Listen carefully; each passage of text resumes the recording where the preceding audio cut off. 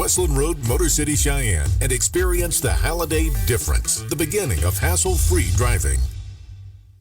Hello, it's me, the designer jeans in your closet, the back of your closet. What am I doing here? Would you keep caviar in the back of your fridge with the ketchup and old milk? Yeah, I don't think so. So what happened to us? I mean, have you seen my label? I used to summer in the Hamptons, and now I'm stuck behind a pair of sweats. Sure, I never really fit you quite right, and one of my pockets is so small you can't even squeeze your hand into it. But it's all about the look. And I look good. I need to get back out on the scene so I can be seen. You know, going to fancy parties, getting expensive iced coffees, Sunday fun days, okay? So take me to Goodwill, where I can really make a difference. Your donations to Goodwill create new jobs, training programs, and education assistance for people in your community. To find your nearest donation center, go to goodwill.org. Donate stuff. Create jobs. A message from Goodwill and the Ad Council. Hi, I'm Craig Morgan. You might know me for my songs, but before I sang country music, I served in the United States Army, where I stood side by side with some of the most resilient people I've ever met. They taught me that one small act can make a big difference during tough times. If you're a veteran or service member in crisis or having thoughts of suicide, the Veterans Crisis Line can help. One conversation can save a life. Call 1-800-273-8255 and press 1 or visit veteranscrisisline.net.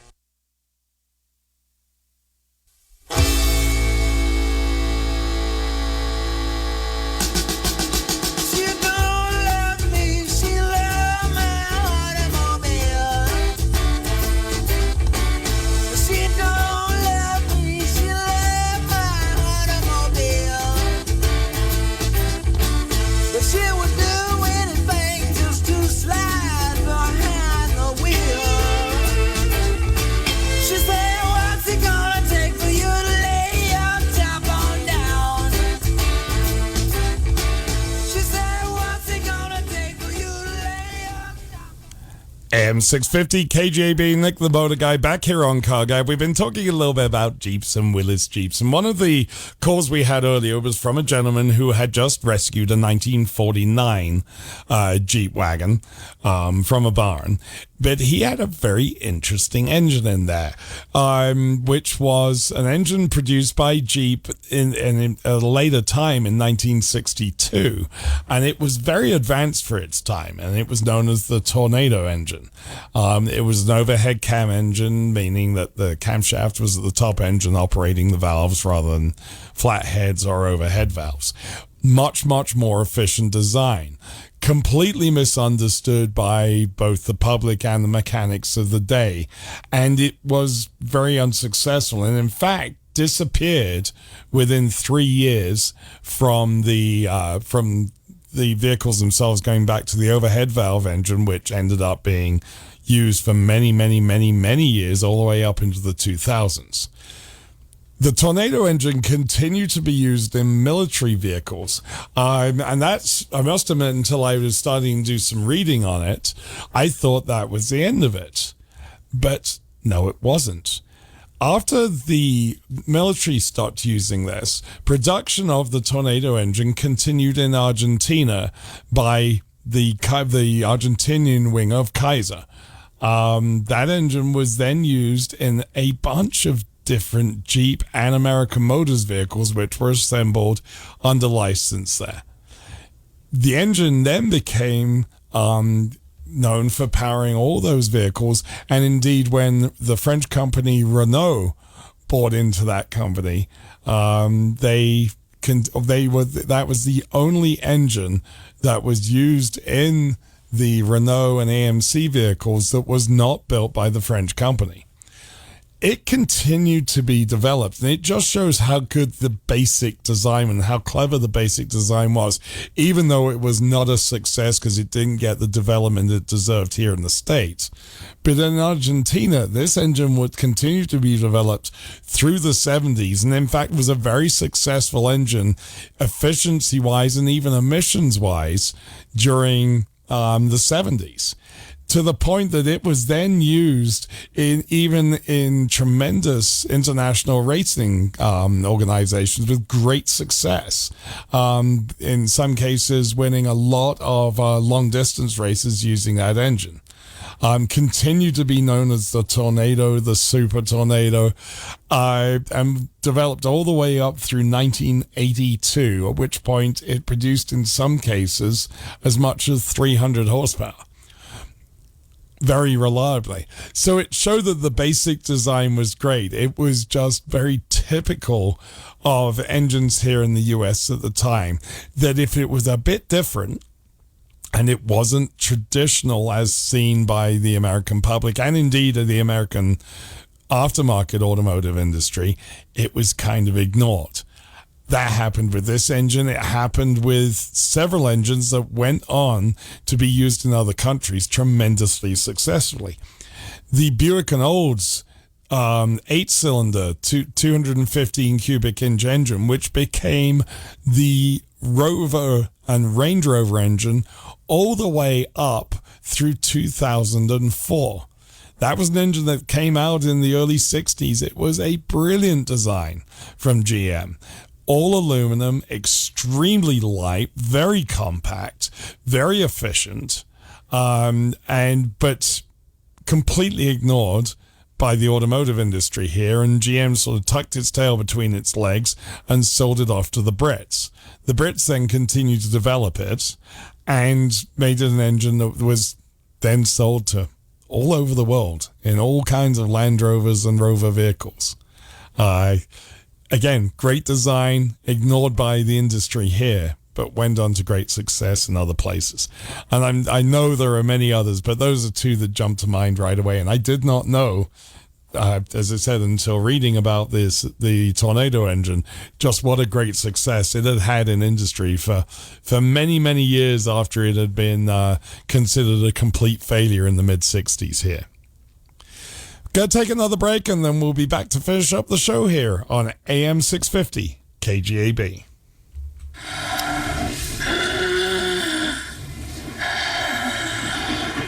Obstructive sleep apnea may sound like snoring, but it can also sound like a car crash. Those suffering from sleep apnea are 7 times more likely to be involved in or cause a fatal car accident, 20 times more likely to suffer from high blood pressure, 8 times more likely to suffer a stroke, and 10 times more likely to suffer a heart attack in their sleep. While it may only sound like snoring, sleep apnea is a serious and even life-threatening condition. But it can be successfully treated. Consult with an oral and facial surgeon as part of a sleep medicine team to find out if your snoring is more than just snoring. Oral and facial surgeons are the experts in face, mouth, and jaw surgery. Learn more about obstructive sleep apnea at myoms.org. Hannah complained of a headache. It was a rhabdomyosarcoma. Within a few days, Hannah was in treatment because we were told that the tumor was very aggressive. And it very quickly became clear that St. Jude was the ultimate place to be. So we've essentially put our lives in South Africa on hold. Incredibly blessed to be here. St. Jude is an asset to the world. The research that is developed here is offered freely to the rest of the medical world. The entire way that the place operates is just to give and to care. I think it's the kind of place that not only stands as a beacon for pediatric cancer, but I think it could teach the world a couple of lessons about how to treat people. And I think if those lessons could be learned, even in their most basic form, this world could be a better place. St. Jude Children's Research Hospital. Finding cures, saving children. Learn more at stjude.org.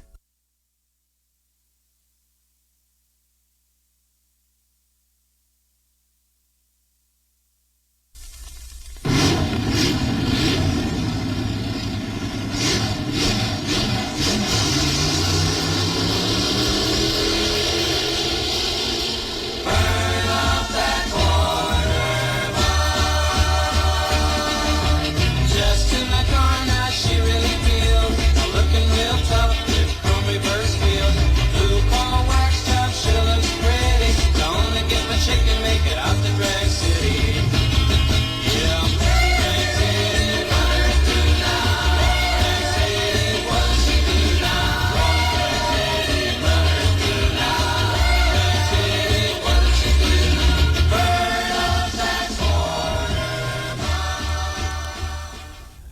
AM 650 KGAB, Nick the Motor Guy, back here on CarGab. We've got only a couple of minutes left of today's show.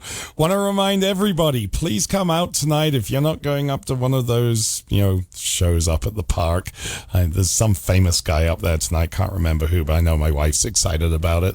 Anyway, if you are not going to be going up there, well, Cruise Nights is going on in downtown. And in case any of you have forgotten why we do Cruise Nights, it's because we love cars and bikes and the people that are into them. And you don't need to have a classic car or a classic motorcycle. Bring whatever you'd like down. Come and meet people. Come and enjoy Cheyenne out in the open. Come down and support one of our local restaurants. That was what got Doug and I talking about this and got this whole thing started back in April of 2020. Come down and support the charities. Tonight is going to be the Old West Museum. Very, very appropriate considering CFD in town. This is a very busy time for the Old West Museum, but however, the rest of the year, just like every museum, it is a tremendous challenge to have the money to keep everything fresh, celebrate the legacy, as the lovely lady you called in earlier said. It's building this has this wonderful legacy of so many ranch families and so many people who made this town great. If you are in downtown today, head down to the plaza. There's still plenty of pop-up stores down there. Go to the Depot Museum. If you've not been to the Depot Museum, if you're listening to me and you're from out of town, go to the Cheyenne Depot Museum. It is a wonderful museum. It's got a great store. Go and see it. A lot of local content, and a lot of people don't realize when they come to Cheyenne Frontier Days that actually that wonderful depot building and the railroad is the major reason that Cheyenne exists in the first place. Anyway, have a safe night tonight. Safe weekend, safe Frontier Day. Please be aware of what's going on because some of the driving has been dubious to say the least. So everybody be safe, get a ride if you need it, and we'll speak to you next week on CarGab. Bye-bye.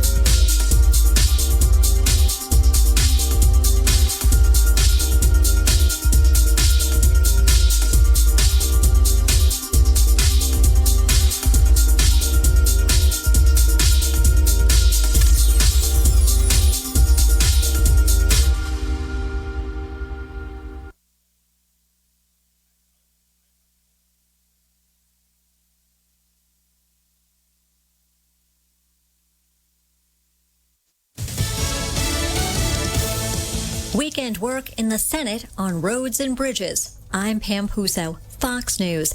The Senate is in session in the hopes of advancing a bipartisan infrastructure bill. Senate Democratic leader Chuck Schumer says he's also thinking about a much larger package that does not have Republican support.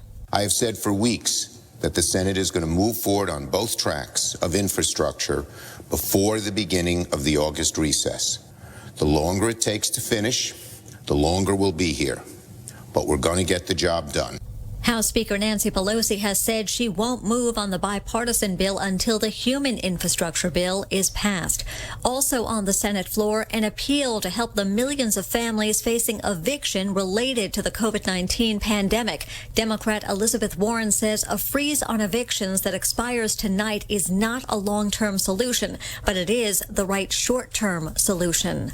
Anticipation in Florida as Carnival Cruise Line prepares for a maiden voyage. It is a big day here at Port Canaveral. For one, Carnival is preparing to set sail on the Mardi Gras, its largest ship ever, and it will do so with the first batch of paying customers to leave from Port Canaveral since the pandemic hit in March of 2020. And it is really nice inside the Mardi Gras. They've got food, drinks, pools. There's even a roller coaster on top. But before any of the estimated 4,000 passengers can enjoy any of that, they'll be screened for COVID. Fox's Charles Watson. 6 passengers on a Royal Caribbean cruise have tested positive for the coronavirus. The 7-night cruise departed Sunday from the Bahamas. 2 of the people testing positive are children who have not yet been vaccinated. The 6 people are not connected. America's listening to Fox News.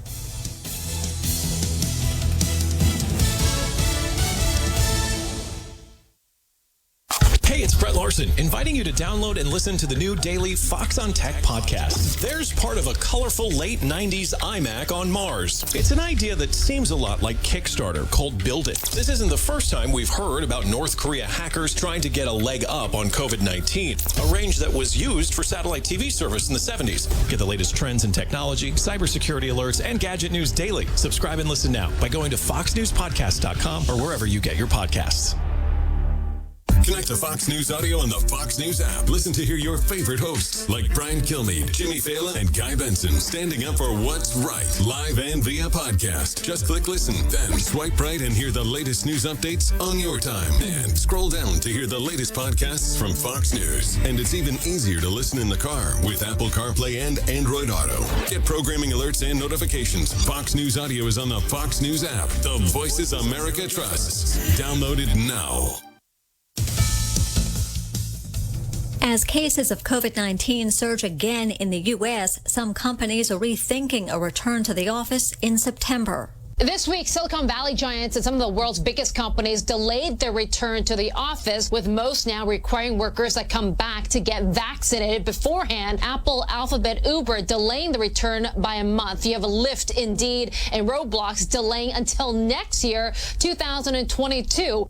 Fox's Susan Lee. A third weekend of protest in France against a COVID-19 health pass that allows people to go to restaurants, movie theaters, swimming pools, and other places. During the demonstration in Paris, 3 police officers were reportedly hurt. France is battling a fourth wave of virus infections. Watching the Summer Olympics led to the arrest of a man in Hong Kong. Some Americans may take a knee during the playing of the Star-Spangled Banner at home or abroad, but don't even think of booing the Chinese national anthem in Hong Kong. Police there arrested a man caught doing just that Friday at a shopping mall while watching an Olympic medal ceremony. The 40-year-old was waving colonial-era Hong Kong flags, another no-no, while urging others to join him in insulting the national anthem. He could be fined over $6,000 and spend up to 9 years in jail. China's central government criminalizes actions that insult the national flag and emblem. Hong Kong, the former British colony, was the scene of violent anti-government protests 2 years ago, which led to a crackdown by Beijing. Karen McHugh, Fox News. Another baby is on the way for the wife of British Prime Minister Boris Johnson. On Instagram, Carrie Johnson said she was incredibly blessed to be pregnant again after suffering a miscarriage earlier this year. The couple's first child, Wilfred, was born in April of last year. And this is Fox News.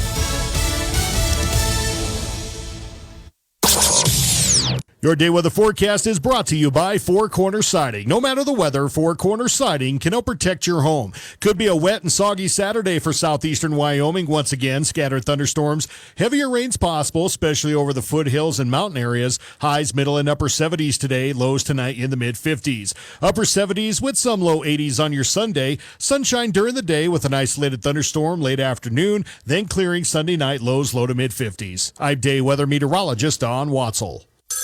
A ranger station. I'd like to report a bear hug. Okay. I put out my campfire and Smokey Bear hugged me. So you drowned the fire, you stirred it, drowned it again, and felt that it was cold? Uh-huh. Yeah, he's just letting you know you did good. Bear hug from Smokey Bear. Status update. I'm gonna let you go now. There are many ways to start a fire, but one sure way to put it out. Learn how you can do your part at SmokeyBear.com. Sponsored by the U.S. Forest Service, Ad Council, and your state forester.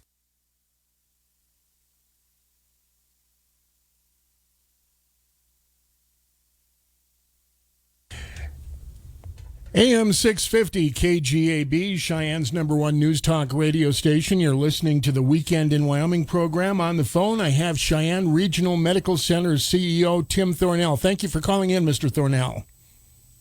Hey, thanks for having me.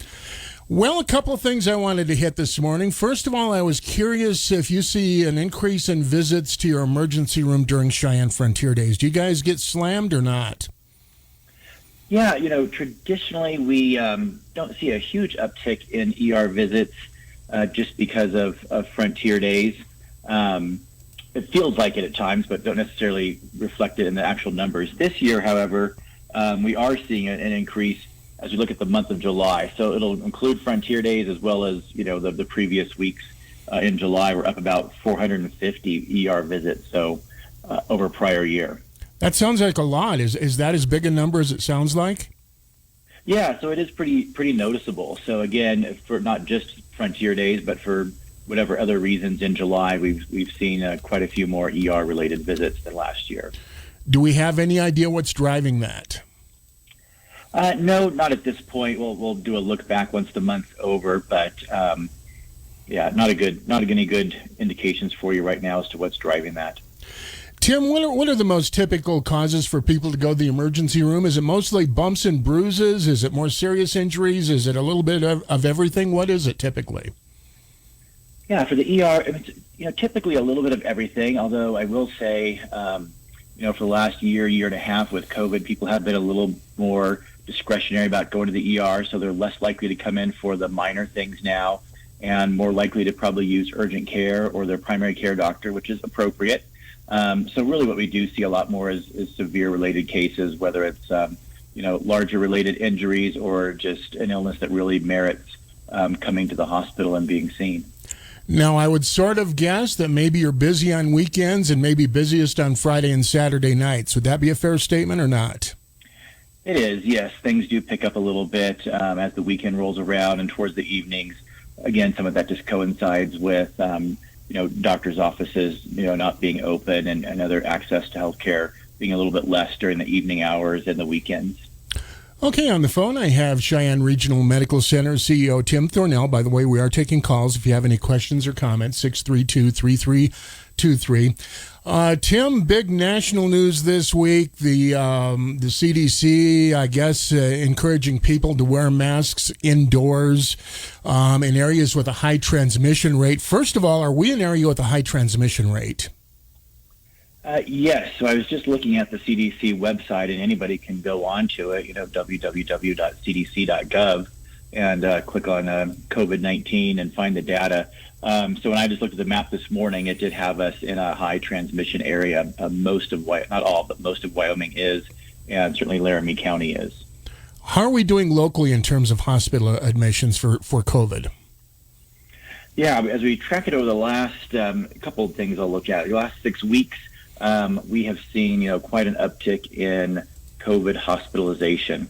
The last 2 or 3 days, it's actually gone down some. So today, for example, we sit at 11 patients in the hospital with COVID. But all you have to do is go back, 3 or 4 days, and we're at our 6 week average, which is more like 24, 25 patients with COVID in the hospital. And probably about 8 to 9 of those are in our ICU and on a ventilator. Today, we just have one person on a ventilator. So, again, the last 2 or 3 days, the numbers have gone down, but last 6 weeks, we've had quite a few patients in the hospital. And to put that in perspective, that's anywhere from 25 to almost 30% of our patients in the hospital these last 6 weeks have been COVID-related. So, Tim, people tend to assume this is kind of over with. It doesn't sound like it's over with. No, certainly not. And from the hospital's perspective, it's not over with. We're still seeing, again, quite a bit of transmission. So I think our local community sits at around a 33, 34% vaccination rate. We'd certainly like to see that a lot higher. Within the hospital ourselves, we're just slightly north of 60% of our staff vaccinated. We'd like to see that a little bit higher as well. So the more we have people vaccinated, the more likely we'll decrease the transmission and therefore decrease hospitalizations along with it. However, you can still get the virus if you've been vaccinated. Am I right or not right? It is possible, yes. So that you can have breakthrough from COVID. So it is possible to get the vaccine or to get the COVID if you've had the vaccine. And we've known this from the very beginning when they put out the vaccines that publishing anywhere from mid 80s to mid 90% efficacy rates. So suggesting anywhere from 5 to 15% possibility of still contracting the virus, even though you've been vaccinated. And we look at our own data here. So you look in Cheyenne at our data at our hospital, and you look at our most recent 100 patients who have been admitted to our hospital for COVID, and we're in that same ballpark. We looked at it earlier this month, and 83% of our COVID admissions were unvaccinated. And if you do get vaccinated, or if you are vaccinated and you do get the virus, you tend to not get as severe a case. Am I right? That is what we are seeing. So again, I can kind of share anecdotally, right here in our hometown, for those patients who are admitted for COVID, if you've not had the vaccine, you're likely to be in the hospital for more than 8 days, and some of them here for 20, 30 days. And if you've had the vaccine, you're likely to stay in the hospital only 3 or 4 days. So it's really what we're finding is a 226% increase in your length of stay in the hospital if you're not vaccinated. Tim, 34% seems kind of low. How's that compare with the rest of the country? Yeah, the rest of the country is getting closer to 50%. So we are a little bit behind the rest of the country when we look at state-by-state vaccination rates. I know when I go on social media, frankly, I see a lot of bad information about the vaccine. Is that a problem? Is that stopping people from getting vaccinated? Yeah, I certainly think that is absolutely one of the factors in there. There's just a lot of misinformation about the vaccine, about COVID in general, and that's certainly having an influence on some people. So, what I always ask of people is, look, you certainly can make a choice whether the vaccine is right for you or not as an individual, and certainly I encourage it, but, your choice. But, just please make that choice based off of, the facts. And again, there's a lot of myths running around out there, just by way of example. Some have heard, seen people talk about, my arm is now magnetic because I got the vaccine. Completely untrue. There's no truth to it. But, some people see that, read that, and therefore believe it. So again, if you're making the decision based off of the facts as we know it, I think you'll make a good decision for yourself. It's just, again, when those myths come into play and you give them too much credit, where, people aren't necessarily making the wisest of decisions. I know I did get the shot. I got the Pfizer vaccine, which is 2 shots, and I did get a little bit of a reaction to it. I didn't feel great the first time. The second time maybe particularly didn't feel great. Maybe had a sore arm, but it was nothing of the magnitude of getting the virus itself. Yes. Yeah, and the symptoms for actually getting the virus vary a lot, too. Certainly people have been COVID positive and have pretty darn mild symptoms. And obviously, a lot of people do get really sick from it, need hospitalization, and, we've had over 700 deaths in Wyoming alone from COVID. So, that's how bad it can be. So definitely I think the option of getting the vaccine is a better alternative than experiencing those experiencing those severe symptoms and impact, and certainly then death. Tim, if somebody's, say, in their 80s and they've been vaccinated, do they need to avoid crowds at this point or not? Is that a tough question? As I look at and read the CDC guidelines, I would suggest, if you're 80, you've been vaccinated, you don't necessarily need to avoid crowds. Again, we're in a higher transmission area at this point in time, so I would recommend the CDC guidelines, which is wear a mask even if you're vaccinated, if you're in highly crowded places, particularly indoors. Outdoors does provide some benefit with just more air circulation. So again, if you're indoors in a highly crowded area and in a place like we are where our transmission rate's still a little bit higher, I would follow the CDC guidelines and wear a mask even if you're vaccinated. Do you still have a mask mandate at the hospital? I haven't been over there for a while, so. We do, yeah. So we have not lifted it at the hospital. So all of our staff required to wear a mask, whether you're vaccinated or not. Visitors are required to wear it as well. So yes, we still follow those guidelines at the hospital. Tim, should people take it upon themselves to wear a mask when they go out in public at this point or not? Again, I think if you're not vaccinated, I would highly recommend wearing a mask, especially in public areas where there's any crowds, indoors or outdoors. Right now, if you're in crowded indoor public space, I would recommend people wear a mask even if you're vaccinated. I think that's just a prudent, good precaution to take. One more COVID question, and then we'll move on to some other topics. But we've heard a lot about the Delta variant. Are we seeing a lot of that in Wyoming? We are. So the Delta variant is becoming the more prevalent strain that we're seeing throughout the U.S., and we're experiencing that here locally in Wyoming and in Laramie County as well. We don't test for it at the hospital. Public health tests for it, so I don't have the latest numbers on that. But every week I look at it, the Delta variant strain becomes more and more prevalent amongst those who are COVID positive. Is the Delta variant more dangerous? I would suggest that it is. The information I've read really suggests a couple of things. One, the Delta variant is more transmissible, meaning it's about 258 times more transmissible than the original COVID-19, and so therefore it's more likely to get it. We are seeing symptoms from that appear a little bit faster. It used to be early on, we'd say maybe 2 weeks, after exposure is really when you start feeling the impact of COVID, and now that's probably closer to a week with the Delta variant. So there are some noticeable differences that aren't positive with the Delta variant. Okay, I'm speaking with Cheyenne Regional Medical Center CEO Tim Thornell.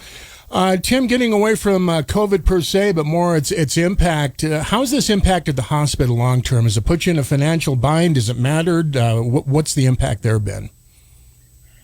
Yeah, certainly early on, you look back to last year, March, April, May, June, it certainly had a significant impact on our hospital, as it did with just about every hospital throughout the country. A financial impact as our volumes went down. We had a period of time where we didn't do many or any elective surgeries. We've since, got back to a more normal state with that. It changed just the patterns the way in which people access healthcare a little bit. That certainly did for a period of time. Again, we're back to a more normal, if you will, way of accessing healthcare and seeing your doctor face-to-face, but there's still a decent amount of telehealth visits going on, and for many instances, I think that's appropriate.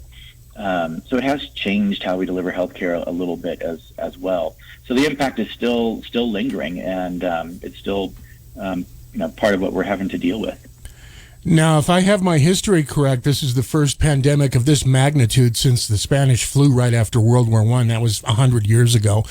Did we learn anything in general about healthcare or pandemics from the COVID pandemic?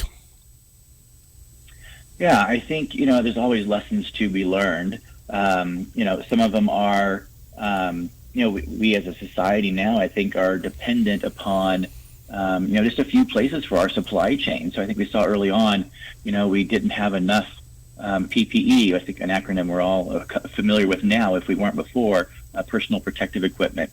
And, there for a short while became a shortage of masks and gloves and a few other things.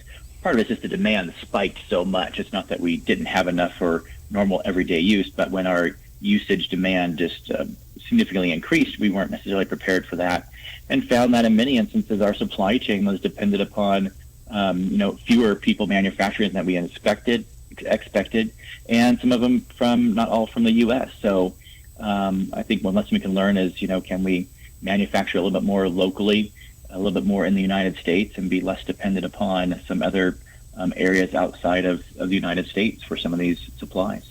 How about telemedicine? Will we see a permanent increase in the use of telemedicine resulting from the pandemic? Yeah, I'd like to think that we will see an ongoing increase in the use of telemedicine.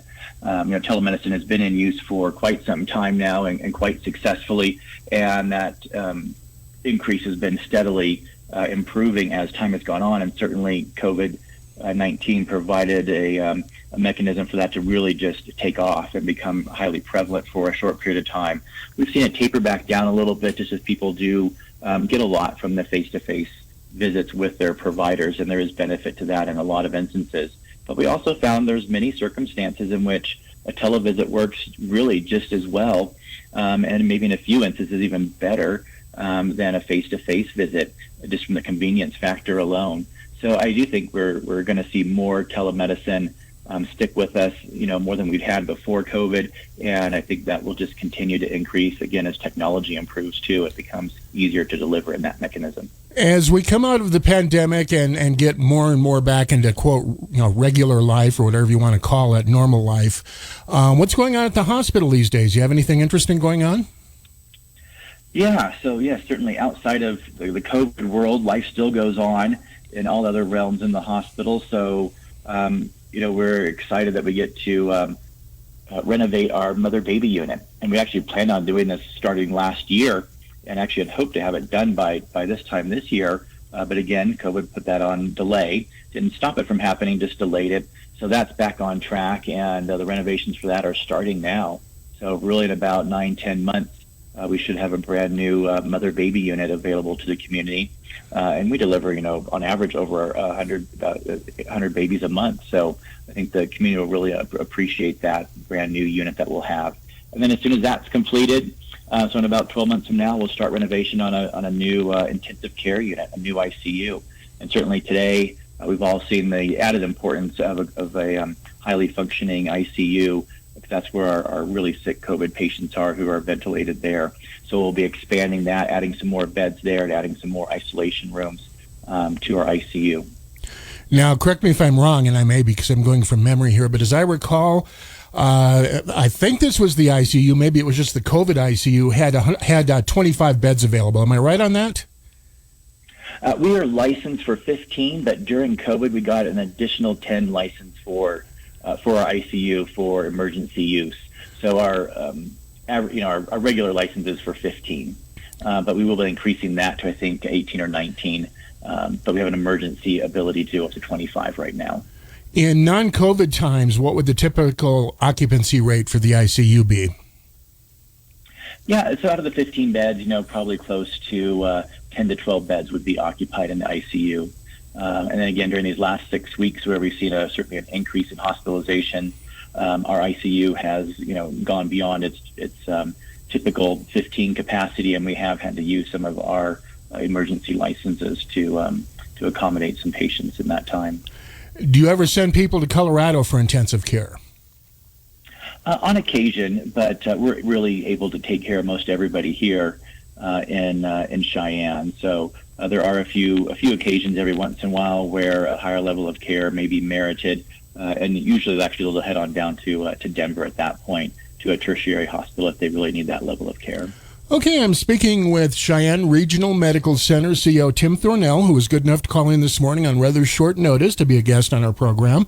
And we're talking about all things CRMC. Tim, I know long-term one of the things that the hospital's tried to do is address some of the parking issues over there. How's that going? Yeah, so we try to make parking a little bit easier for our patients, for our visitors. During COVID, we had to discontinue our valet service for a brief period, but we were able to start that back up in May of this year. So our valet service is available again, and now you can access it in our parking structure. So if you drive into our parking structure there on the first floor, right by the patient-visitor entrance to the hospital, there's valet parking there, and they will take very good care of your car, no cost to you whatsoever. Leave it in their good hands, and they'll park it, take care of it for you. So I can really eliminate all of your parking worries. Now, I know another long-term goal at the hospital was addressing some of the billing concerns. How's that gone over time? Yeah, I'd like to think that we have gotten better with that and really tried to make that process a little bit smoother. Healthcare billing in general for any hospital across the country, poses some challenges as there's just so many factors that go into it with insurances and different types of insurances and co-pays and deductibles. So it's always a little bit challenging. And we recognize that. So we've tried to make that process a little bit smoother, a little bit better for patients. One of the new things that we've added just this year in April was a new program called MD Save. And this is really targeting patients who don't have insurance and face some larger bills sometimes. So MD Save is a way to kind of prepay for services, specific services that you're going to have, and can pay for it in advance, and the cost is significantly less, and it's all bundled together, so you don't have to worry about, am I going to get a bill from the hospital and a separate one from the doctor? It all comes together as one, so much easier to understand. Now, my understanding, though, is you'll never turn somebody away with a life-threatening injury for lack of insurance. Am I right? Oh, absolutely. I mean, anyone who presents in our hospital, particularly our ER, but anywhere in our hospital for life-threatening injuries, concerns, no one ever gets turned away for that. We'll take care of everyone that comes in our doors. Tim, I've been asking you questions for the last 20 minutes. Is there something you'd like to tell our listeners that we haven't covered? Yeah, no, we've got a chance to cover quite a bit of territory, and I really appreciate it. Just, again, kind of reminding people above and beyond all the COVID activity that's happening, and certainly it's consumed a lot of our time and attention. And it is wearing on our staff, I have to say. Our ICU staff in particular, our staff on our 7th floor, which is otherwise designated as our COVID unit. So our non-ventilated COVID patients are typically on our 7th floor unit. And it's challenging for them. They see a lot of patients come in there, stay a long time. Not all of them make it. We certainly are experiencing more deaths than we would like from COVID, and it's really tough on the staff, especially when we have a vaccine available, which we know can help reduce the amount of deaths that we'll see as a community. So I think just keeping our staff, and particularly those that are on the front lines in the ER, ICU, and 7th floor, in your thoughts and prayers as we move forward. But also just to say, life still goes on. So during all this time, during COVID, we became a magnet hospital, which is the highest honor you can get from the nursing world. And we got named for the 3rd year in a row, to Healthgrade's top 250 hospitals. And we renewed our certification for being a chest pain center and stroke center. So a lot of good quality things are still going on in our hospital. A lot of hard work still happening from our teams above and beyond just what you see from COVID. Tim, we have a couple minutes left, so I'll ask kind of a political question. Of course, the legislature will convene again early next year. Are you hoping for any action on Medicaid expansion, or do you care about that? Yes, we are certainly proponents of Medicaid expansion. Medicaid expansion hits a target population just slightly above the federal poverty level, and it hits a population that is frequently working, and yet also doesn't have access to medical care. A lot of times they're working mothers, for example, have families. So expanding Medicaid really hits a population that is vulnerable and would really truly benefit from having access to health care through the Medicaid insurance. So I think we'd really support that. Done in the right fashion would be positive for our community and for our state. Have you heard anything about a bill to do that coming forward? So they took up in the last legislative session to move forward with it, and it did go a little bit further than it has in the past. So we are optimistic that this coming legislative session, we will see another bill coming forward to support Medicaid expansion. Okay. I'd like to thank my guest on this segment. I've been speaking with Cheyenne Regional Medical Center CEO Tim Thornell, who was good enough to call the show on short notice. Tim, we do appreciate your time this morning. Great. Thank you so much for having me, and happy Frontier Days to everyone as well. Talk to you later. AM 650 KGAB, Cheyenne's #1 news talk radio station, CRMC CEO Tim Thornell calling in. The other side of the bottom of the hour information break, we're going to talk about the Cheyenne Virtual School Program in Laramie County School District 1. This is a new program that you may not be familiar with. We've got I believe the principal, if I'm not mistaken, of the virtual school will be calling in. We'll be discussing that. Coming up at 12:05, we have Laramie County Sheriff's candidate Patrick Long. Of course, Patrick Long's already declared for sheriff. Don Hollingshead has declared. A couple of other gentlemen have declared. Everybody pretty much thinks that former police chief Brian Kozak will be running. In fact, I did see a comment from former Chief Kozak on Facebook indicating that he's planning on running. He hasn't formally announced that, but where I'm going with this, it's really not too early. People are jumping into this race already, so we'll be talking about that. And then at 12:33, we'll talk with the Laramie County 4-H program about what they have going on. That's all just ahead right here on the Weekend in Wyoming program. Thank you for tuning in. Of course, Cheyenne Frontier Days still in full swing. Drive carefully out there. I've had a couple of adventures in driving that I can laugh about, but they might not have been funny had they gone differently. I was going down, I believe it was Warren the other day, one-way street. A gentleman from Colorado charges up the street the wrong way on a one-way street, headed straight for me. Fortunately, he got out of the way and I escaped. But it was interesting. Keep in mind, we've got a lot of out-of-towners in town. And, I'll admit it, some of our Cheyenne drivers aren't necessarily grade A motorists either. We all know that. So the point I'm making here is do drive carefully. And, of course, CFD in its full swing through the weekend, and then things get back to more or less normal on Monday. You're in tune with Cheyenne's #1 news talk radio station, AM 650 KGAB, Cheyenne Orchard Valley. It's 11:31. Your day weather forecast is brought to you by Four Corner Siding. No matter the weather, Four Corner Siding can help protect your home. Could be a wet and soggy Saturday for southeastern Wyoming. Once again, scattered thunderstorms. Heavier rains possible, especially over the foothills and mountain areas. Highs middle and upper 70s today. Lows tonight in the mid-50s. Upper 70s with some low 80s on your Sunday. Sunshine during the day with an isolated thunderstorm late afternoon. Then clearing Sunday night. Lows low to mid-50s. I'm day weather meteorologist Don Watzel. It took me a long time to be able to say Chandler has cancer because that is such a scary word. St. Jude takes care of absolutely everything. And knowing that we don't have to pay for all of the medical expenses, that's huge. St. Jude allowed me to focus on being a mom to Bryce. And sometimes I'm just in awe of the impact St. Jude has, not only on this community, but the world. St. Jude is uniquely positioned to advance the cures of pediatric cancer, I think better than any other institution in the world. The contributions make a big difference. Donors are important to us because you get the feeling that you have a team behind you. We have the resources and we have the focus. And so if St. Jude doesn't do it, who will? St. Jude Children's Research Hospital. Finding cures, saving children. Learn more at stjude.org. Olivia from Washington. Laid off and trying to keep our little kids from realizing that mommy and daddy haven't eaten in a while. Roger from California. I'm grateful we could afford our son's surgery. I'm nervous that now we can't really afford food. Daniel from California. Choosing whether to pay the rent or pay to fix the car to get to work doesn't leave us with much at all. Now we can't even pay for meals. Donna from Louisiana. The storm just hit, and we went from donating to the food bank to needing it. Keisha from South Carolina.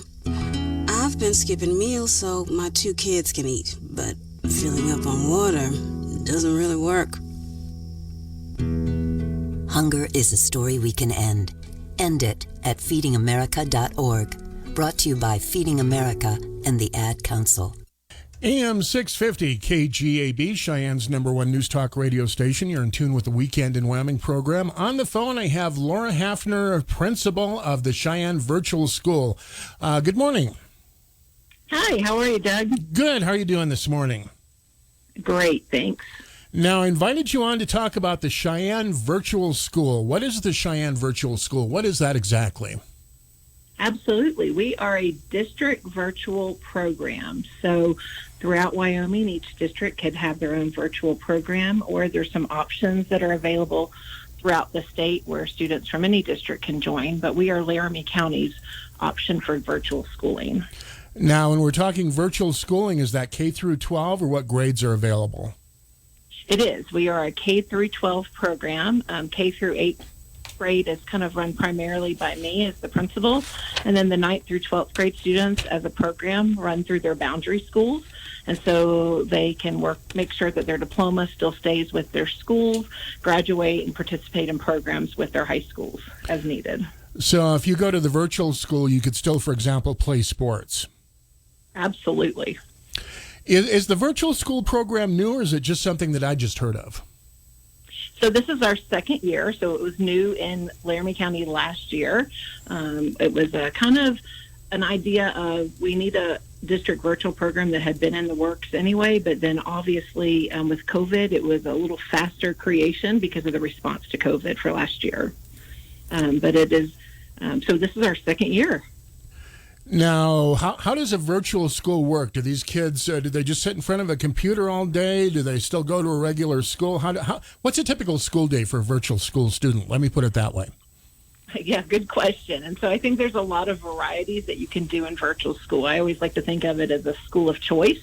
And so it gives a lot of freedom, and so it's used for a variety of reasons. Last year, our growth was pretty high because of COVID, but in typical fashion, virtual schools have been around for a very long time. I established a virtual school 10 years ago in another state, so something that's not new. But a virtual school option is, typically students log in.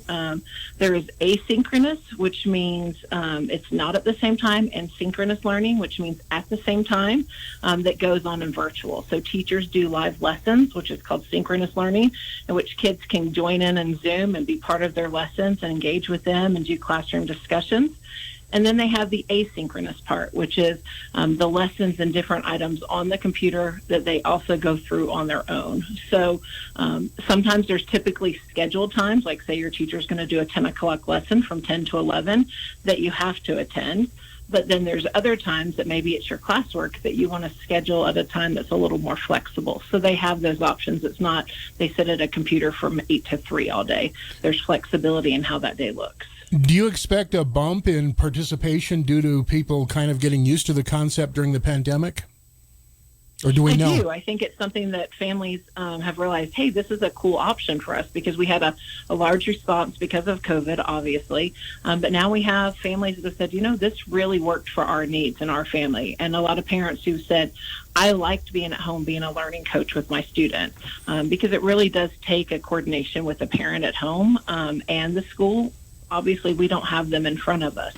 And so really having a parent engaged, or a learning coach, as we call it, engaged at home to, help the little ones log in, to help the little ones understand their lessons. As they get older, check their lessons, check their work, see what they did that day, versus them just saying, hey, I worked for 30 minutes, but really going to see, did the kiddo really work for hours or did they work for minutes, and help us be a partner with their child's education. So a lot of parents have really enjoyed being involved and being hands-on in their child's education. So it sounds like the parents have a larger role in a virtual school setting as opposed to a regular school setting. Would that be a fair statement? That is a fair statement, yes. There are eyes and ears at home where the teacher can't necessarily be right over that kiddo.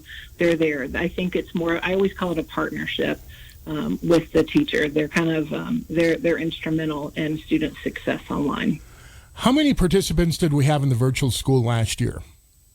So last year we started with over 2,000 students in the virtual school. Yes, so we were the largest school in the state of Wyoming, and but this year we're looking at definitely a lower number.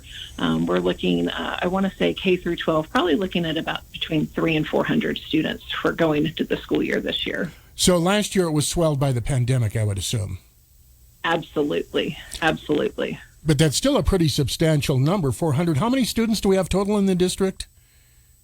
We have about 14,000 total in the district. So that's a significant number that are doing the virtual school then. It is. I think for the younger kids, like I said, I think parents have enjoyed the hands-on approach. Homeschool parents have been around and do a great job, and I think this is kind of a way for parents that don't feel comfortable creating their own curriculum to still be very hands-on with their child. It's our curriculum, the district's curriculum, but they're at home to be able to have some flexibility with their kiddos. I think for a lot of older students, it works if they have jobs or they want to have a lot of athletics or other activities. It gives them some flexibility in their day. We have some kiddos that play hockey, that maybe have a full-time job, but they're able still to do their schooling in not the traditional time frame. So just because a kid's in virtual school doesn't mean they'll miss out necessarily on the social aspects of education either. We like to think so. I will say last year, again, because of the pandemic, it was less of a social opportunity, but that's something we really push as a district virtual school. That's something we're able to do, is have some face-to-face gatherings and have that social. We try to do that and create that in Zoom within their classes to create relationships, and it's really prevalent in the K through 8th grade. But even this year going forward, our plan is to have those kids, if they want to come into the building once a week for a couple of hours and have some socialization, do some hands-on science, do some things that maybe we can't create virtually, we can do because we are a district program and they live locally. Okay, I'm speaking with Laura Hafner, principal of the Laramie County District 1, School District 1 Virtual School Program.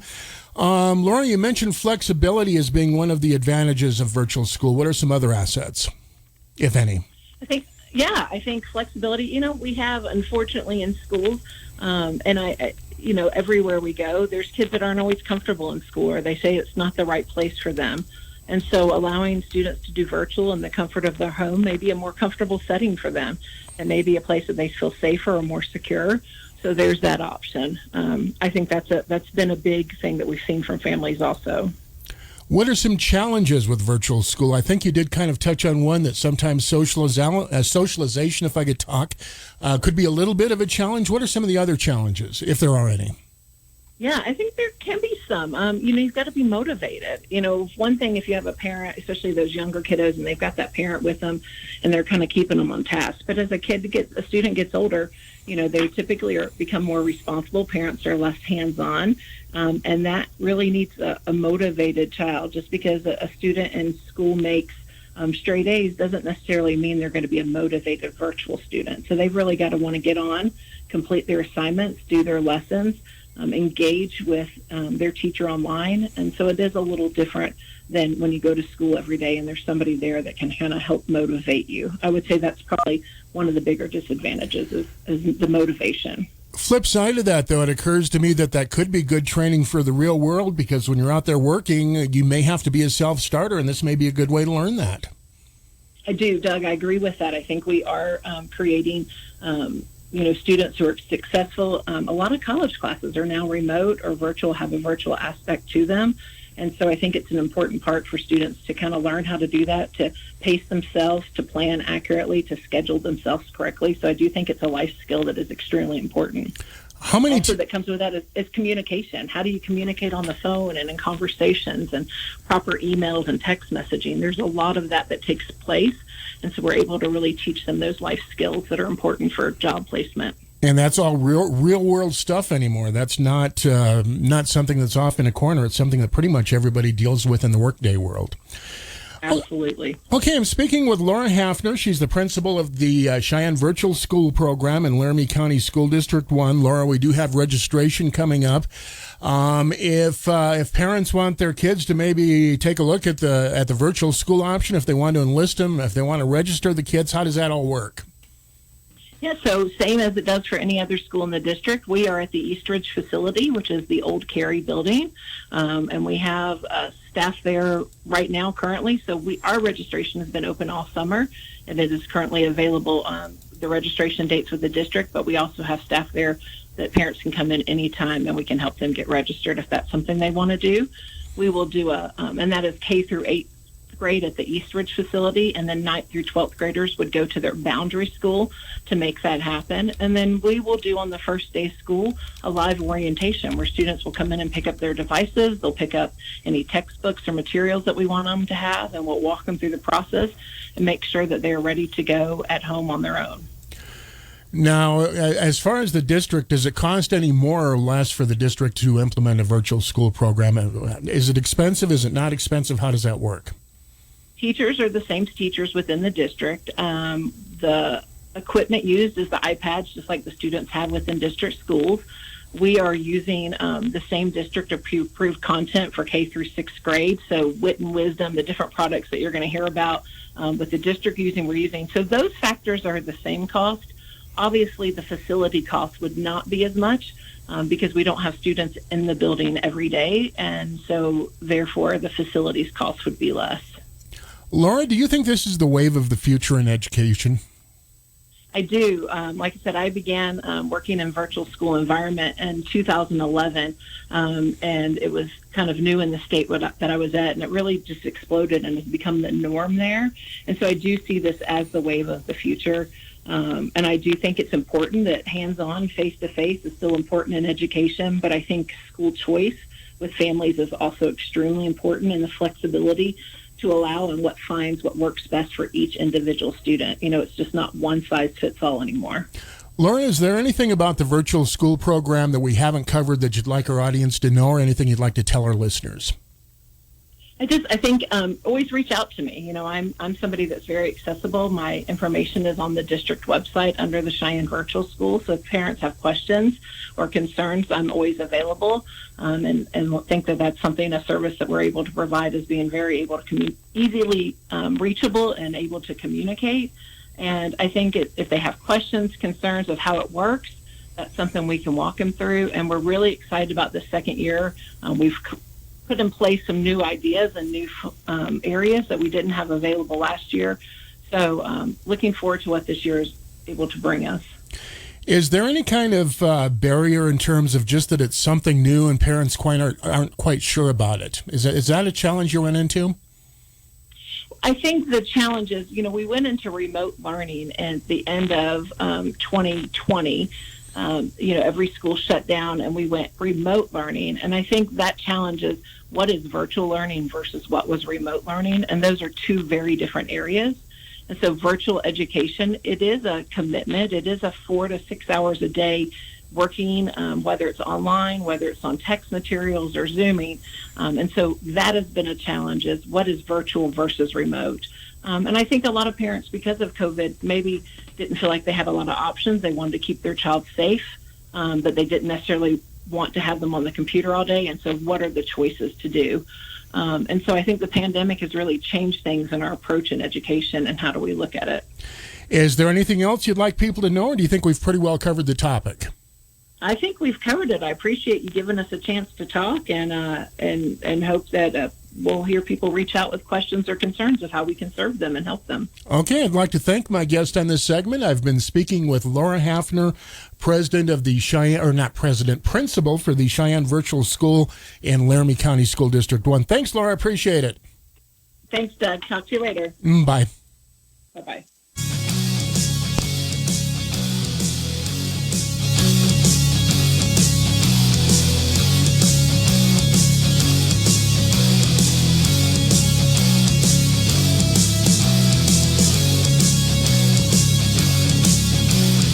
.06 the time. It's Wake Up Wyoming. My name is Glenn Woods. Thanks for joining me. I was standing by waiting for Cynthia Lummis. They have a hard stop at 8:17, according to Miss Mary here. But so she'll be joining us. She on with us, and she called in, waiting for her. I guess that happens now and then, because these people in Congress, our senators and so on, they have stuff to do. Thanks to Tony in Cheyenne. She writes, trigger warning, yes, posted to Twitter. Let the games begin. Have a good day, Glenn. Thank you for what you do. And I appreciate that. Well, for those who don't know what Tony's talking about. So what I did was go to the Wake Up Wyoming site, take a look at it. And besides the Wake Up Wyoming, well, you can use the app to get there. But go ahead and take a look at that. And what it is a list of trigger warnings. What I want, just like when you drive into Wyoming and you see those wall drug signs all over the place, even in Wyoming. I would like a bunch of signs like that, but of the same size, but trigger warnings listed on them for people who are from the left coast or just from more liberal states, and they are going to go into a conservative state to vacation, and it's going to freak them out. That's what I would like them to see when they drive into the states. Warning, we hunt, we fish, we have guns, we like it. Things like that, right? Just so you know. Warning, we stand for the Pledge of Allegiance. Things like this that just warn people when they drive into the state of Wyoming. I want to add one. A warning, if you don't like the way we do it here, turn left to Colorado. Something like that. Just a list of warnings, trigger warnings for people driving into the state. So Tony was nice enough to grab that and put it up on Twitter. And that ought to help people driving into the state. I'm asking for suggestions, too, by the way. And I'm getting a lot of really good suggestions that I'm going to add to the list. But, yeah, let the games begin. As people enter the state of Wyoming, they should be warned as to what kind of state they're entering. On the phone with me right now is Cynthia Lummis, who, for some odd reason, just decided it would be fun to return to the insanity of Washington, D.C. Do you do that just, Cynthia, so you seem more normal when you look at the people in D.C.? Well, good morning, Glenn. I know I question my own sanity some days. Yes, it's been a little difficult since the first week in January. Yeah. Not anything like I anticipated it would be. Okay. Well, now, real quick, because there's a lot of things that you wanted to talk about, but I wanted to take a look real quick. There's that bill they have up, the Democrats have up, which will be probably shot down today, that has to do with voting laws across the country. And it looks like the Democrats probably don't have enough votes to get this through. Where are we at on that? Yeah, and thank God they don't have enough votes. This bill is one of the worst policies you can imagine. It would gut popular state voter ID laws. I mean, obviously, Glenn, if you have to get on an airplane to show your ID, you ought to be able to show your ID to vote. And most Americans agree with that. Has it been brought up to some of these? 9% of black voters, by the way. Well, has it been brought up to these Democrats that many of their states have more restrictive voting laws than Georgia? It has, and they are undaunted. Okay.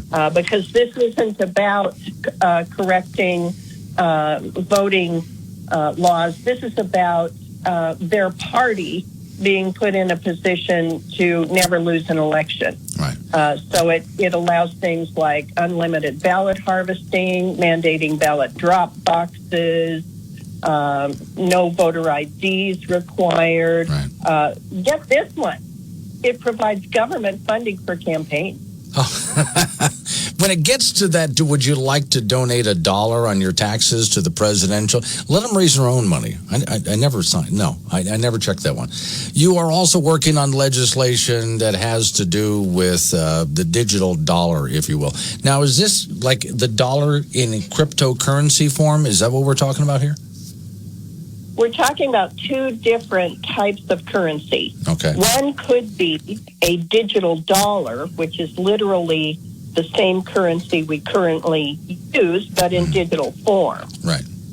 And that would strengthen the global role of the U.S. dollar and secure a strong financial future for people who are used to using digital formats to transact business. China already is rolling out a digital currency, but it's very different motivations than what we have.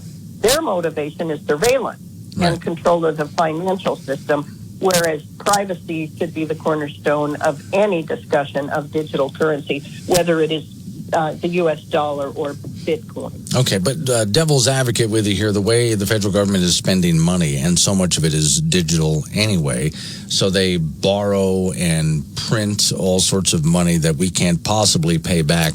Is this just another way for federal government just to go ahead and supply themselves with fake money that'll eventually crash the real dollar? Yeah, and I worry about that too, Glenn, which is why I invest in Bitcoin. Okay. The fact that the Congress has been so utterly irresponsible this entire century with regard to its spending puts the U.S. dollar, in my opinion, at risk, especially as a vehicle for saving. Good heavens, if you take a young person in their 30s, they're starting to save money that they won't use until they're in their 60s or 70s. Why on earth would they take a chance putting all of their money in something that is a U.S. dollar denominated? Because it's going to erode in value over time given how irresponsible the Congress is. So in order to store value for my own retirement, I invest some of my money in Bitcoin. Right. And I see it as what will store value even for somebody my age. You know, when I look at something that will hold its value over the next 15 years, I'm looking at Bitcoin. Right. So now, how does a digital U.S. dollar differ from the current U.S. dollar for the layman out there? Yeah. A digital U.S. dollar would allow people to transact business across oceans and settle those transactions on the same day. Okay. And right now, that can't happen. In fact, usually it requires several days to settle transactions. So it allows for a more immediate conveyance of the value behind the U.S. dollar. And that's true whether you're just a small purchaser or a large transaction across the ocean. Okay. So banks would change. I'm glad Wyoming is front and center on this. We're leading all the other states on cryptocurrencies. So then how would this change the way the federal government then, let's say, collects taxes or does other exchange? Does it change the dynamic? Because we're so used to money flowing in a certain way. Does it flow in a different way now here? It doesn't. It just flows faster and with greater certainty. So you don't have the overnight risk, if you will, that's associated with transferring money on one end of a transaction and not receiving it in a timely manner on the other end of the transaction. It removes that uncertainty. And let me tell you, just because it's a fascinating anecdote, Glenn, the El Salvador just determined to use Bitcoin as legal tender. And the reason they did that is there are lots of El Salvadorans working in the United States sending money home to their relatives in El Salvador and do it using Western Union. Well, Western Union is cumbersome and it's expensive. If they can transfer money from their cell phone in the U.S. to their mother's cell phone in El Salvador in Bitcoin, there is no transaction fee, zero. So if they send their mother $100, their mother.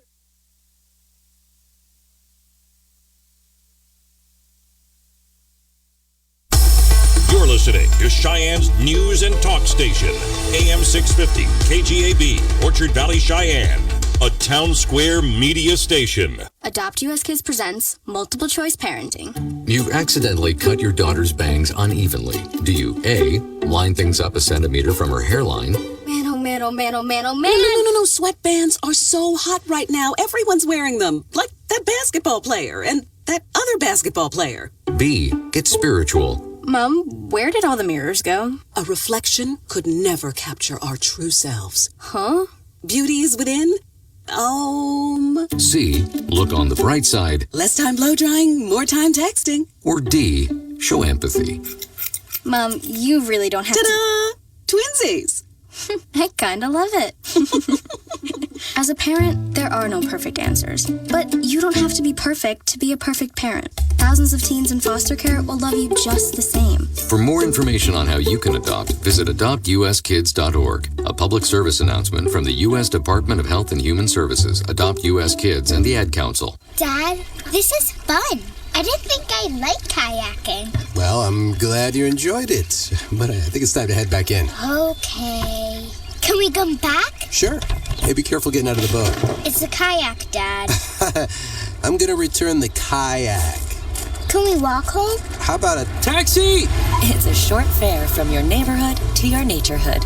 Visit discovertheforest.org to find a neighborhood park or green space near you. Brought to you by the Ad Council and the U.S. Forest Service. Hi, everybody. I'm Jack Hanna. Since I was a boy, I've been fascinated with animals, especially their tireless work ethic. This work ethic is shared by our best friends, canines who perform life-saving work every day. So please join me and American Humane in supporting our heroic working dogs. Go to AmericanHumane.org to learn more. And you're in tune with Cheyenne's #1 news talk radio station, AM 650 KGAB, the Weekend in Wyoming program. We have a news and information break coming up at the top of the hour. At 12:05, we're going to be speaking with Laramie County Sheriff's candidate Patrick Long. He'll be calling in live, so you can ask him questions, make comments as the case may be. He's on with us at 12:05. At 12:33, we'll talk to the Laramie County 4-H program. AM 650 KGAB, Cheyenne, Orchard Valley. You're in tune with the Weekend in Wyoming program. It's 12 noon. Thank you for joining. The Senate working on the weekend. I'm Joe Chiro, Fox News. The U.S. Senate is in session today to resume efforts to pass a bipartisan infrastructure bill that would spend about $1 trillion on projects like roads, rail lines, power, and water. Later, Democrats are expected to try to push through a much larger infrastructure bill of social programs. Republican Senator Bill Hagerty of Tennessee on Cavuto Live. They're going to push through this $3.5 trillion completely partisan package. It's a tax and spending spree. Democrats plan to use the reconciliation procedure to move that package through the chamber without any Republican support. Meanwhile, the House controversy continues after Speaker Nancy Pelosi implemented a rule requiring all representatives to wear a mask while on Capitol Hill. South Carolina Republican Representative Nancy Mace took issue with this in a video she posted to Twitter this past week. In the tunnels this morning, socially distant from anybody else. I had COVID. I've had 2 vaccines. vaccinations. I'm washing my hands. I'm even wearing my mask inside the chamber, but I'm not going to wear it anywhere else. So, Madam Speaker, come and get me. The mask mandate does not apply to the Senate. CDC Director Dr. Rochelle Walensky has been under fire after she said the government is considering a federal vaccine mandate. We saw a tweet from the CDC Director to clarify there will be no nationwide mandate. I was referring to mandates by private institutions and portions of the federal government. There will be no federal mandate. So what can the federal government do? Well, for one, we know that they are encouraging different companies to give people time off to go get the vaccine for either themselves or to help their family to go get the vaccine. They're also encouraging states to offer up $100 to make sure people have money to get out there and take care of themselves. The Pentagon is also examining when vaccines can be required for armed forces. Fox's Mark Meredith. America is listening to Fox News.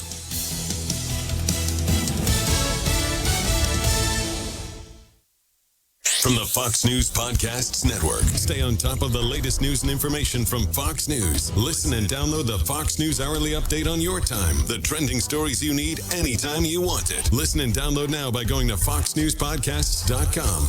From the Fox News Podcasts Network. What are the most important issues facing Americans today? Every Monday, join me, Brett Baer, Chief Political Anchor and Executive Editor of Special Report, and my rotating all-star panel of experts as we discuss the policies, practices, and solutions to the biggest and most important issues of the day. You can hear new episodes every Monday. Subscribe now at foxnewspodcast.com or wherever you download podcasts. The Fox News Rundown is a weekday morning podcast that dives deep into the major and controversial stories of the day. Hosted by the anchors of Fox News Radio. Subscribe now to hear a perspective of news you won't find anywhere else. Listen now by going to foxnewspodcasts.com. Republican California gubernatorial candidate Larry Elder is speaking out against Governor Gavin Newsom's policies during the pandemic. He violated the science. He sat at that French Laundry restaurant with the very people that drafted the mandates while they were violating the mandates by not wearing masks, by not socially distancing, had his own kids enjoying in-person private education while denying that right for California school students. Newsom says that if he's recalled, the effects will be felt across the country and could help Republican efforts to win the 2022 midterms. A number of people were recovering from injuries they received when two trolleys ran into each other in Boston. Massachusetts Bay Transportation Authority General Manager Steve Poftak. According to Boston EMS, 23 individuals were transported to the hospital. According to Boston EMS, all were transported conscious and alert. None of them are believed to have life-threatening injuries. The cause of last night's accident is under investigation.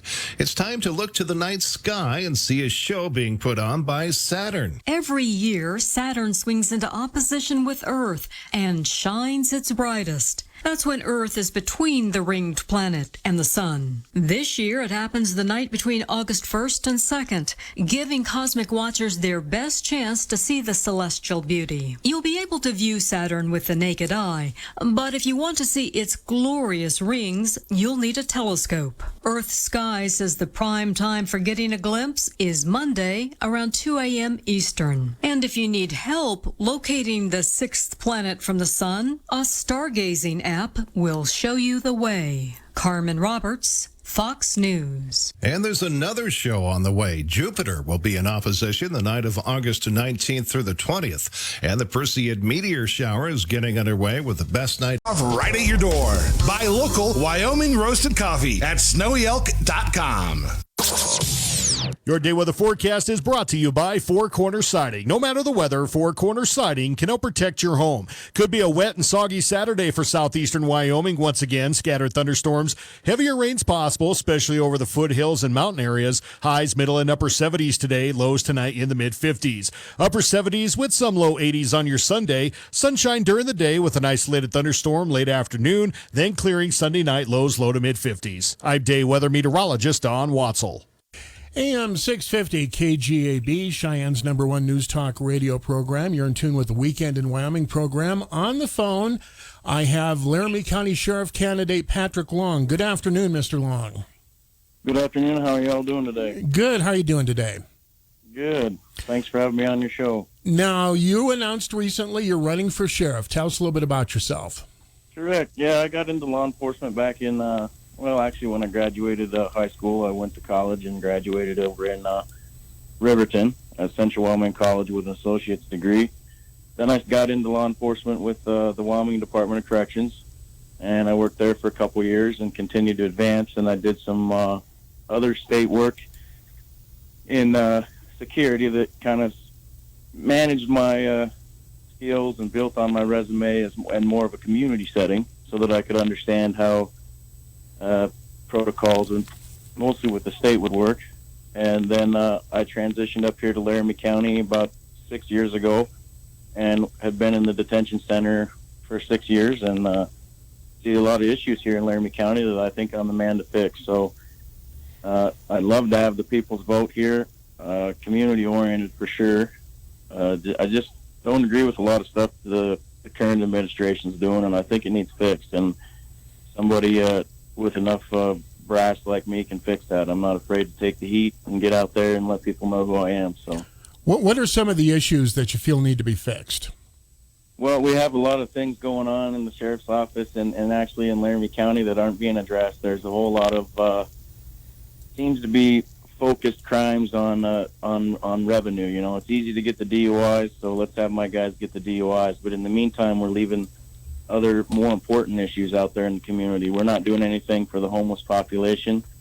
I strongly disagree with the open container issues that got passed downtown. You know, that's going to create problems. That's not a reasonable solution to handle the homeless transient population.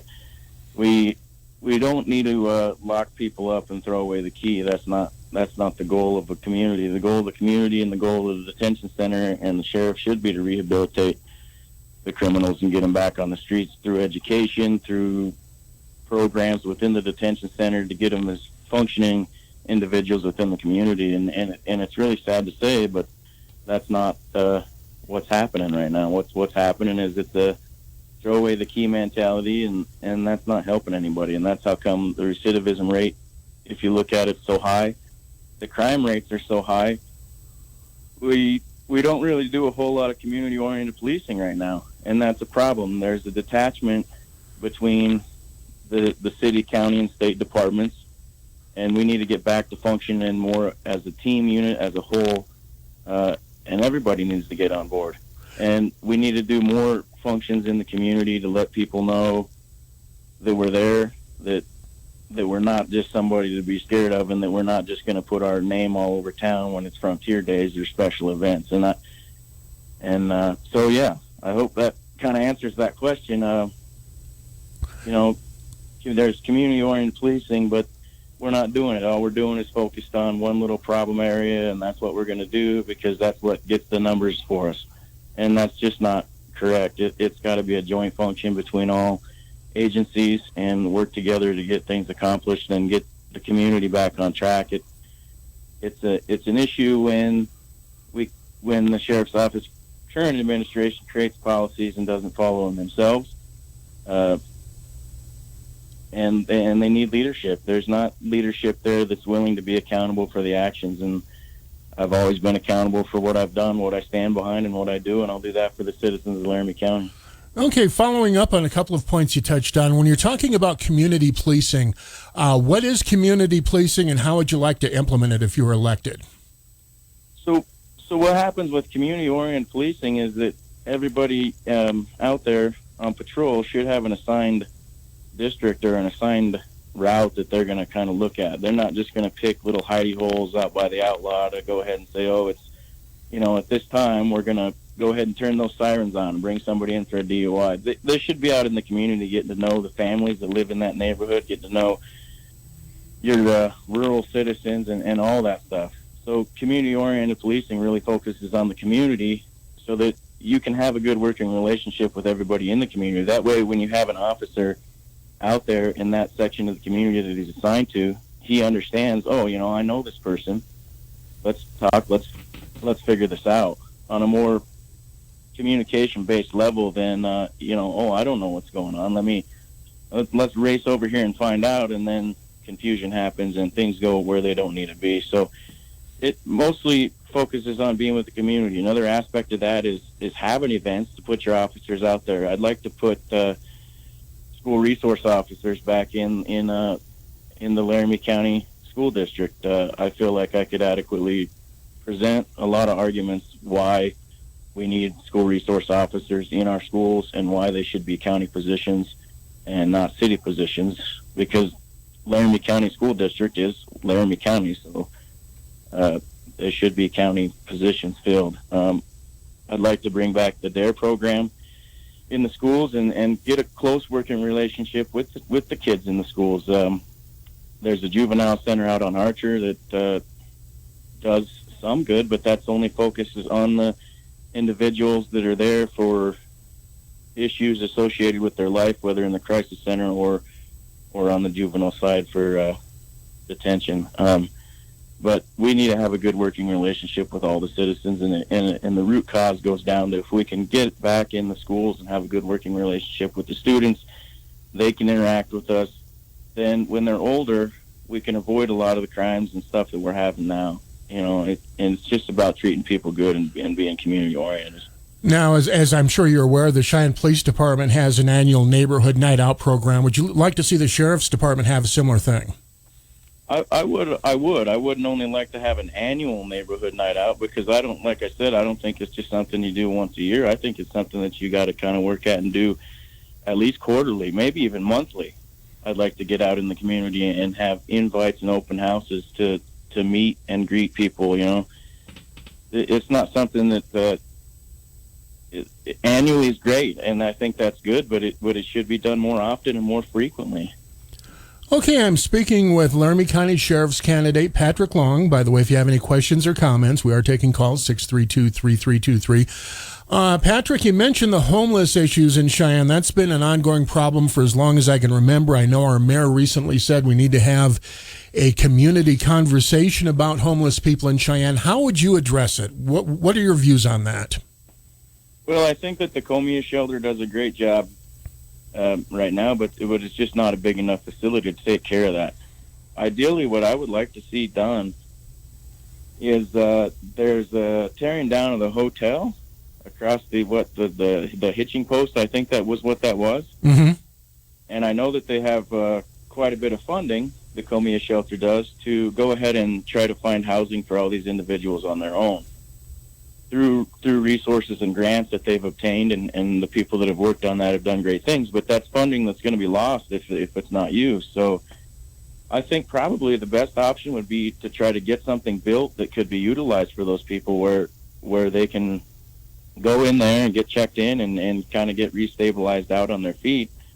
And another option to kind of help run that would be if we utilize incarcerated individuals within the detention center to operate kind of the kitchen atmosphere of that place or the food facility through a work crew. So that's one way that I could get individuals back in the community with some job skills, is to kind of do that. I'd like to work with them and set up the ability to kind of help get the transient people off the streets, somewhere to go, somewhere warm where their option isn't, hey, let me go steal a steak from Safeway so I can get arrested and go to jail, because that's not really what they want to do.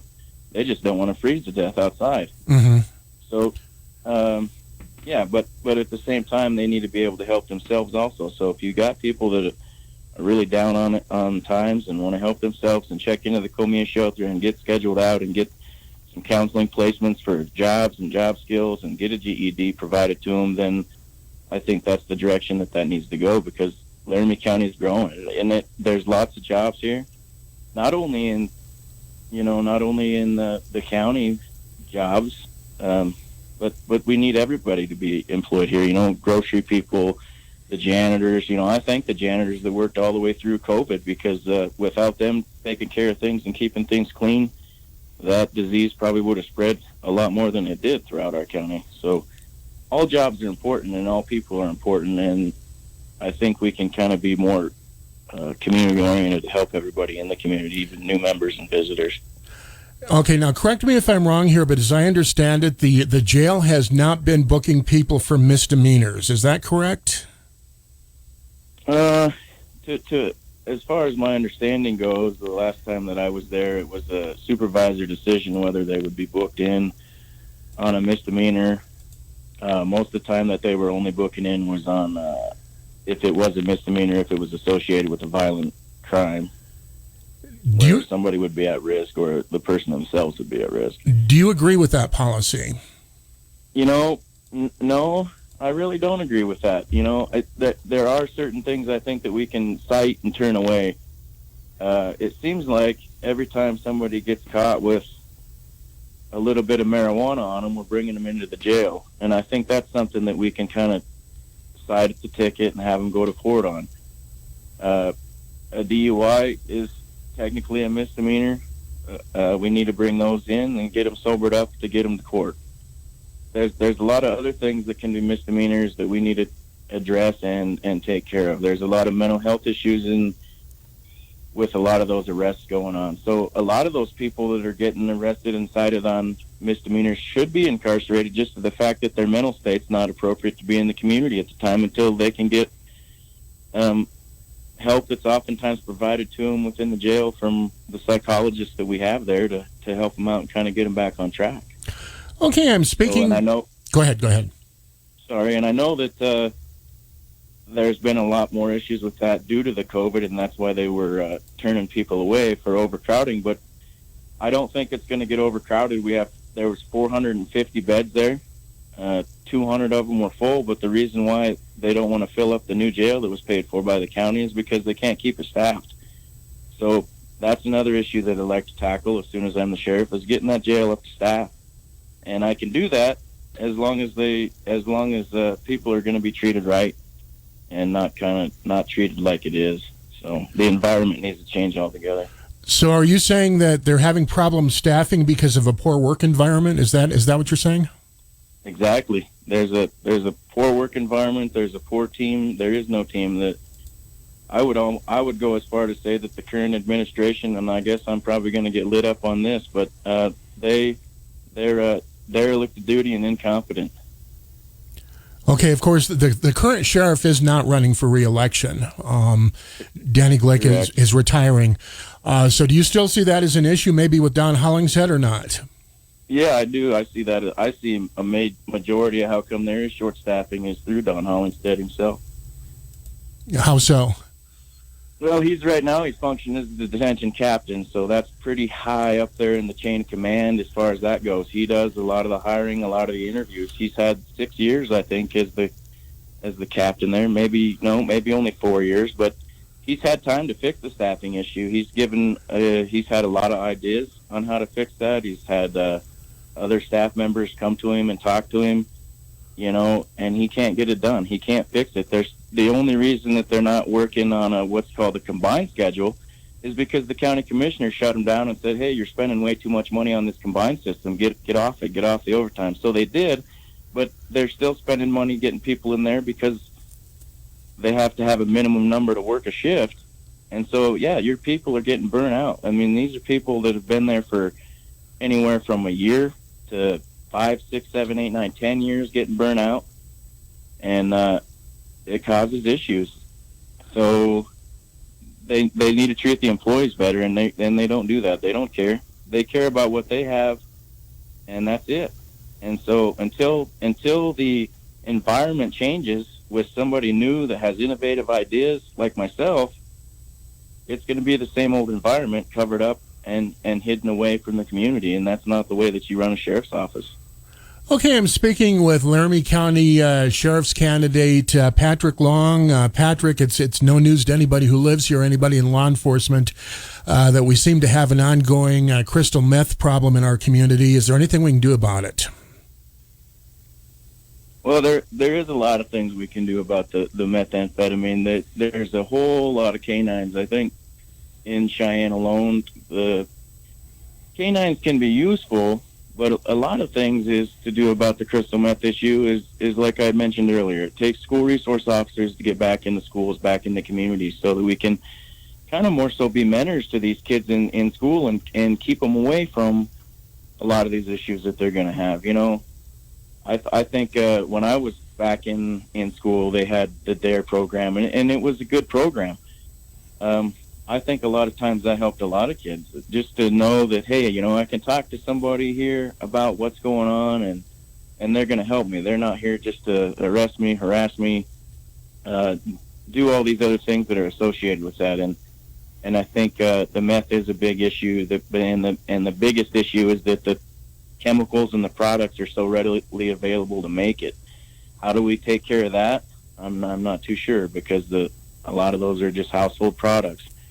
What we can do is be more proactive in trying to keep it off the streets, being in the communities, and continue to have a more presence in the community, so that people know, hey, we're out there, we're watching. Don't be crazy. Don't be, and it's easy to spot somebody that's on methamphetamine realistically, because they're going to be, their mental state's not right. You're going to see, there's a whole lot of indicators for people that are in law enforcement that know how to recognize if somebody's on drugs or not on drugs. Is the meth problem getting any better or not? No, I don't think it is. And I'd actually venture to say that it's gotten worse, because people are going to heroin-based stuff. And I think, I don't know how much that's been brought to the community's attention, but there is black tar heroin in Cheyenne, and that needs to be addressed too. There's also fentanyl being made and laced into different products that are messing people up. That's a pretty dangerous drug. But it's going to happen here in Cheyenne, because we're a corridor with two major interstates on it. You got 80 and 25 connecting in. Other counties and cities throughout the state of Wyoming have had issues with it. So, of course, people can come up from Mexico, wherever, through a lot of different routes to get here. It's a dropping point, for the drugs. And then they're going over, probably, I'd guess, to say they head over on to Albany County, because that's a college community. But so I'd like to, when I'm the sheriff, I'd like to work with the other counties and kind of get together and include a plan that would take care of that altogether. Because realistically, the problem with Laramie County on the drug issue isn't going to get better until the other sheriffs in the state of Wyoming come together and have a discussion to fix the issues along in their counties. I realize that over in Platte County, there's a couple ladies involved in a lawsuit against actual county officials, mayor, and things over there. I'd like to have more details on that, but it sounds like they were kind of trying to push to clean up the city, and the city founding officials, or the so-called important members, kind of pushed them out and got rid of their jobs, and they got a new chief of police over there because of it. So that has to change too. If as the sheriff, you got to be able to work with other individuals throughout the relationship. I'm not sure what's going on in the district attorney's office. I saw some papers in the news on that stuff going out, and I haven't really heard a whole lot about how that was going. So I'd kind of like to look into that a little bit and see who's running for DA. I don't think anybody's really put out there that they're going to run for the district attorney's office yet, or I would assume that Manlove will probably be running again. But I just want people to be aware of what's going on and how to get things solved for the community so it's better as a whole.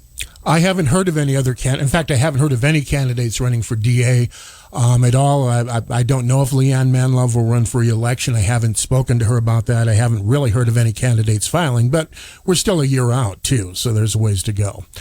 Okay, I'm speaking with Patrick Long, candidate for Laramie County Sheriff. Of course, Patrick, if you go a few miles south here, marijuana is legal. Is that a problem for us in Laramie County? It's really not a problem. The marijuana is really not a problem when you look at all the other drugs here. 8 miles to Colorado, people are going to do it there. I don't think that the marijuana is an issue so much as the meth and the heroin and the fentanyl is in Cheyenne, and I would say that it is a slight issue, but alcohol itself and the DUIs associated with that are a more major issue than the marijuana is. Okay, we talked about Don Hollingshead, who has said he's running for sheriff. Pretty much everybody expects our former police chief, Brian Kozak, to run. How would you do things differently than Brian Kozak? How would I do things differently than Brian Kozak? Yes. Well, I think that the mayor, the current current mayor, Collins, made an excellent decision when he decided to get a new chief of police and went from the outside to get one and introduced him into the community, because that's what he saw to be fit for change for the city of Cheyenne and Laramie County. Brian Kozak, I think, had a relatively good career in law enforcement, but I don't think he's kept up to date on how to do things, and I think he's done, I think he's probably got a little bit too many skeletons in the closet to deal with when it all starts coming out in the newspapers and things. And one of the things that I think he's going to have a hard time getting over is that the coin shop issue, the coin shop murder that happened, I think back in 2015, still unresolved. I know there's still a lot of people that don't feel safe being downtown around that area because they can't even solve a murder that happened when there was hundreds of people out on the street that day for the parades and things. So I think that's kind of lacking for him. I think the fact that he had probably 10 years as the chief, or maybe more, and he couldn't get things done. The people gave him, the old mayor gave him opportunity to get things done, and he couldn't get it done. So I don't expect him to be able to get anything done in the sheriff's office, being on how he had 10 years with the city to get things done and couldn't get it done. The things that I'll do different is, like I said, I want to see the officers and the deputies out in the community. I want to work with the Cheyenne Police Department and the Highway Patrol. I want to work with rangers, if they have the state park rangers, if they happen to come in here. I want to work with all of them and develop a really good relationship, and a relationship that's not focused on my department's better than your department. It has to be a joint operation. We're all brothers and sisters in law enforcement that ideally want the same goal, and that's to protect our community and protect our citizens. That's what we signed up for. We didn't sign up to put a badge on our chest and a whole bunch of bars and stars and say, this is who I am, and now you follow all these rules, because that's not how you run your office. You got to be down to earth and understand your community. And yeah, I don't know. I'd like to look into more of what happened, why Brian Kozak resigned.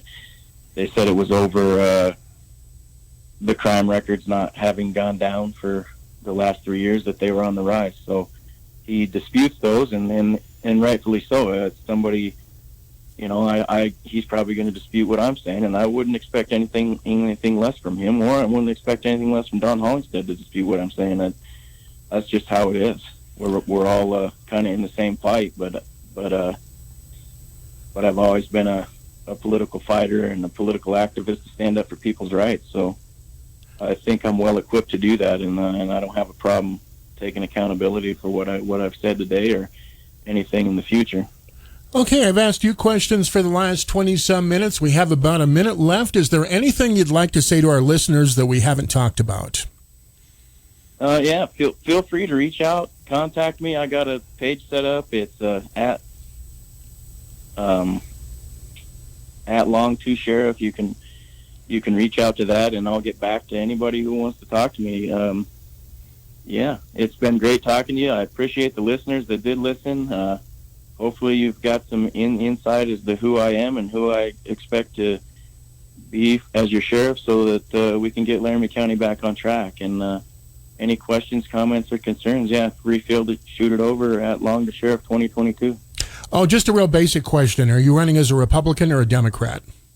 I am running as a Republican. I wouldn't see it any other way. Okay. I'd like to thank my guest on this segment. I've been speaking with Laramie County candidate for Laramie County Sheriff, I guess would be the correct phrasing, Patrick Long. Patrick, we appreciate your time this afternoon. Thank you. I appreciate you all giving me a spot on the show. Talk to you later. AM 650 KGAB, Cheyenne's #1 news talk radio station. That was candidate for Laramie County Sheriff Patrick Long. Coming up on the other side of the bottom of the bottom of the hour news and information break, we'll be speaking with Laramie County 4-H and find out what they're doing here locally. That's just ahead, right here on Cheyenne's #1 news talk radio station. You're in tune with the Weekend in Wyoming program. Thank you for tuning in. Great to have you along here this afternoon. Be safe. 1.5 more days left of Cheyenne Frontier Days. Do drive safe. safely. I've seen some fender benders out there, so do be careful. With a discussion with Laramie County 4-H. That's just ahead on AM 650 KGAB. Well, my daddy left home when I was 3, and he didn't leave much to my ma and me. Just this old guitar and an empty bag of Revive. Now, I'm not gonna whine and carry on, cause he gave us the secret to a healthy lawn, keeping it lush, dark green, and alive. Listen, get yourself a bag of Revive this weekend and lay it down. In a few days, you'll have the greenest lawn on the block. Use Revive. It works. The first step to a beautiful lawn this year is an application of Revive Organic Soil Treatment. Apply Revive now. The results, a lush, green, healthy lawn without brown spots and dry areas. Revive's powerful but safe blend of wetting agents, soil conditioners, and nutrients gives you greener grass with less water. And remember, saving water is saving money. $1,000 for all the time online at ToyotaofLaramie.com. Your day weather forecast is brought to you by Four Corner Siding. No matter the weather, Four Corner Siding can help protect your home. Could be a wet and soggy Saturday for southeastern Wyoming. Once again, scattered thunderstorms. Heavier rains possible, especially over the foothills and mountain areas. Highs middle and upper 70s today. Lows tonight in the mid-50s. Upper 70s with some low 80s on your Sunday. Sunshine during the day with an isolated thunderstorm late afternoon. Then clearing Sunday night. Lows low to mid-50s. I'm day weather meteorologist Don Watzel. Dear VetTix, thank you for a great experience and for your support of the military and veterans. Thank you so much, VetTix. Our family has gone through a lot the last few years, and this gave us a nice break. Every empty seat at a concert, game, or a special event is a missed opportunity to say thank you to a veteran. Give your extra tickets to VetTix. Give something to those who gave. For more information on how you can make a difference, go to vettix.org. And welcome once again to Weekend in Wyoming. On the phone, I have Dawn Marie Sanchez, the Youth and 4-H Coordinator for the University of Wyoming Extension Service. Do I have that title right? Yes, that's correct. Okay, first of all, for those who don't know, and I think most people do, but some probably don't, what is 4-H? 4-H is a youth program that is housed within the College of Ag at the University of Wyoming, and it's a program that's designed for youth 5 to 18 years old, and it allows them to choose a project that they get to explore, something they have an interest in, something that they want to learn more about, and then they work with volunteers over the course of the year to build their knowledge and skills around the project that they choose. And meshed within that is that they also are involved in club activities, community service, leadership type programs, additional opportunities in terms of being involved in programming at the county level as well as state and national trips. So it's a well-rounded project that has lots of opportunities for most youth. Sounds like a pretty broad program. You guys get into a lot of different areas then.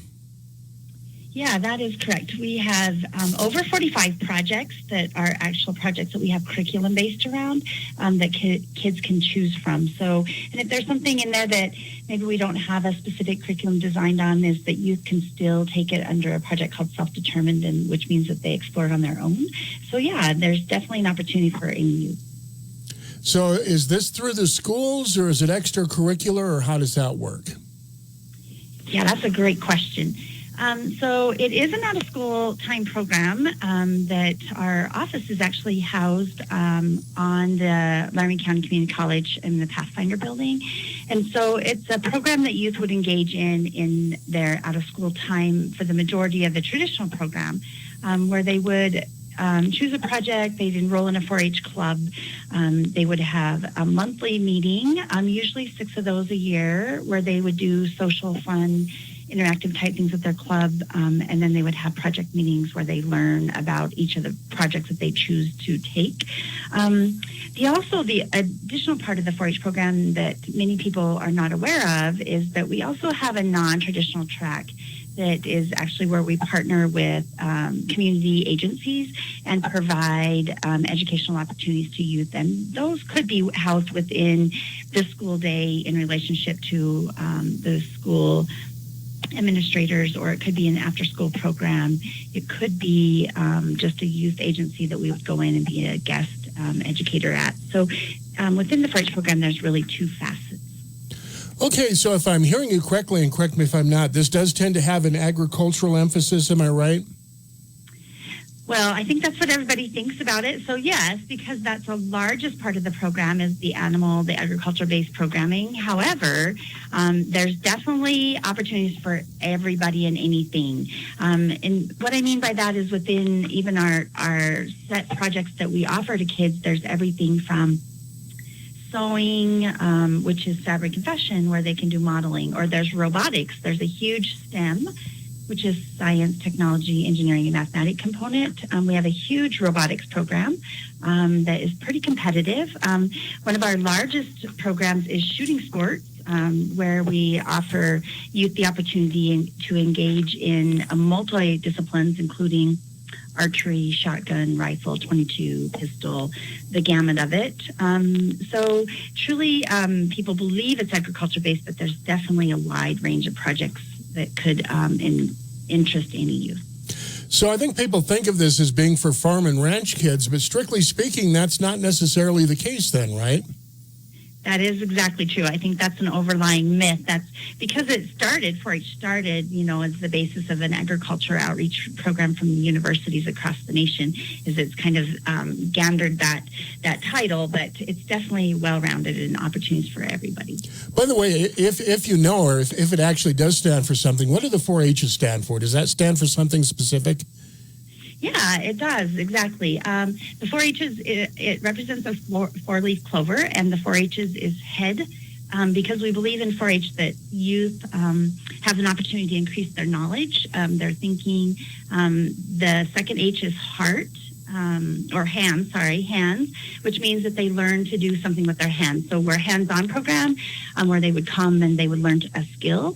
The second one is heart, and that is encompassing the community service aspect, is that we believe that within the 4-H program that youth should learn to give back to their community, and so we do encourage youth to engage in community service activities.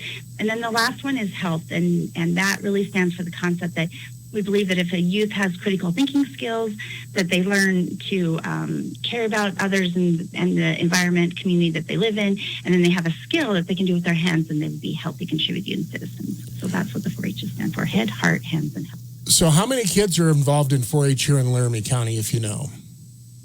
Yeah, we have over 300 kids in the traditional 4-H program, which is the club-based program that I was sharing, where they take a project and engage in a club.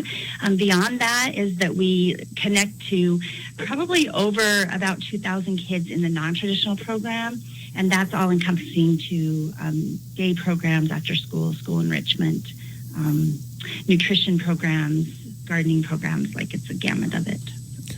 Now, of course, school is out right now. We're in late July. Are there still 4-H programs going on right now?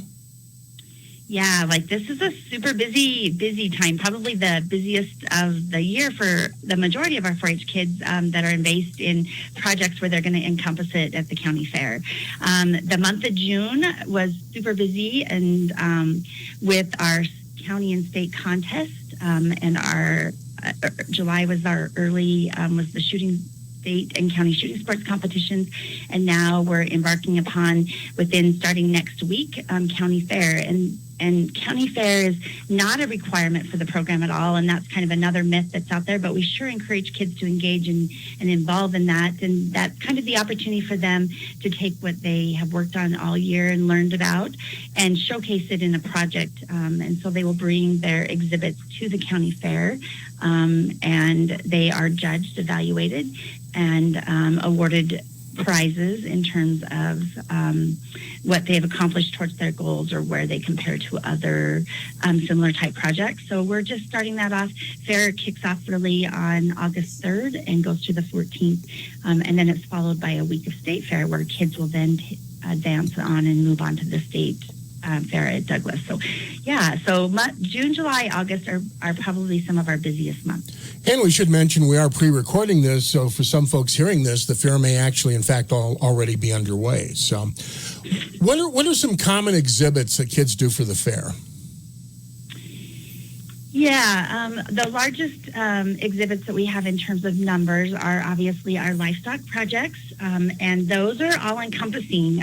We have everything from small animal projects that kids can be involved in if they live in town, such as pocket pets, which can be everything from a lizard to a fish to a gerbil, you name it, and it can fall under the pocket pet thing. Rabbits, poultry, dogs, cats. Those are kind of the smaller based projects. And then some of the larger livestock projects are alpacas, goats, sheep, swine, horses, beef. And then beyond that is that there's the gamut of the exhibit hall projects, and that's encompassing all those what we call static exhibits that kids bring in something that they have prepared for their judges. It might be a poster board or something they've sewed or a baked good that they've cooked or things like that. Okay, I'm speaking with Dawn Marie Sanchez with the Laramie County 4-H program. Dawn Marie, why did you choose to get involved with this? Why do you think 4-H is important? That's kind of a loaded question for myself, just because my life probably as a young child was very engaged in the 4-H program. So I grew up in it with a family that was highly involved. Actually grew up in a different county, but so I had the firsthand experience in terms of what I gathered and gained from the project was amazing as a youth, and I'm super appreciative of that. And then I went on through college and had a graduate advisor that probably helped steer me in this direction as this is a career. So I have been a 4-H educator for a really long time, since 1997. So I've had quite a few years in terms of having the opportunity to work with an amazing set of youth and volunteers, parents, community stakeholders. And I feel like that the 4-H program is one of those that has a niche and a place for every youth. And that means that if a kid just wants to be involved for a one-day event, that is great. We would love to have them come explore, whether it's a day camp or things like that.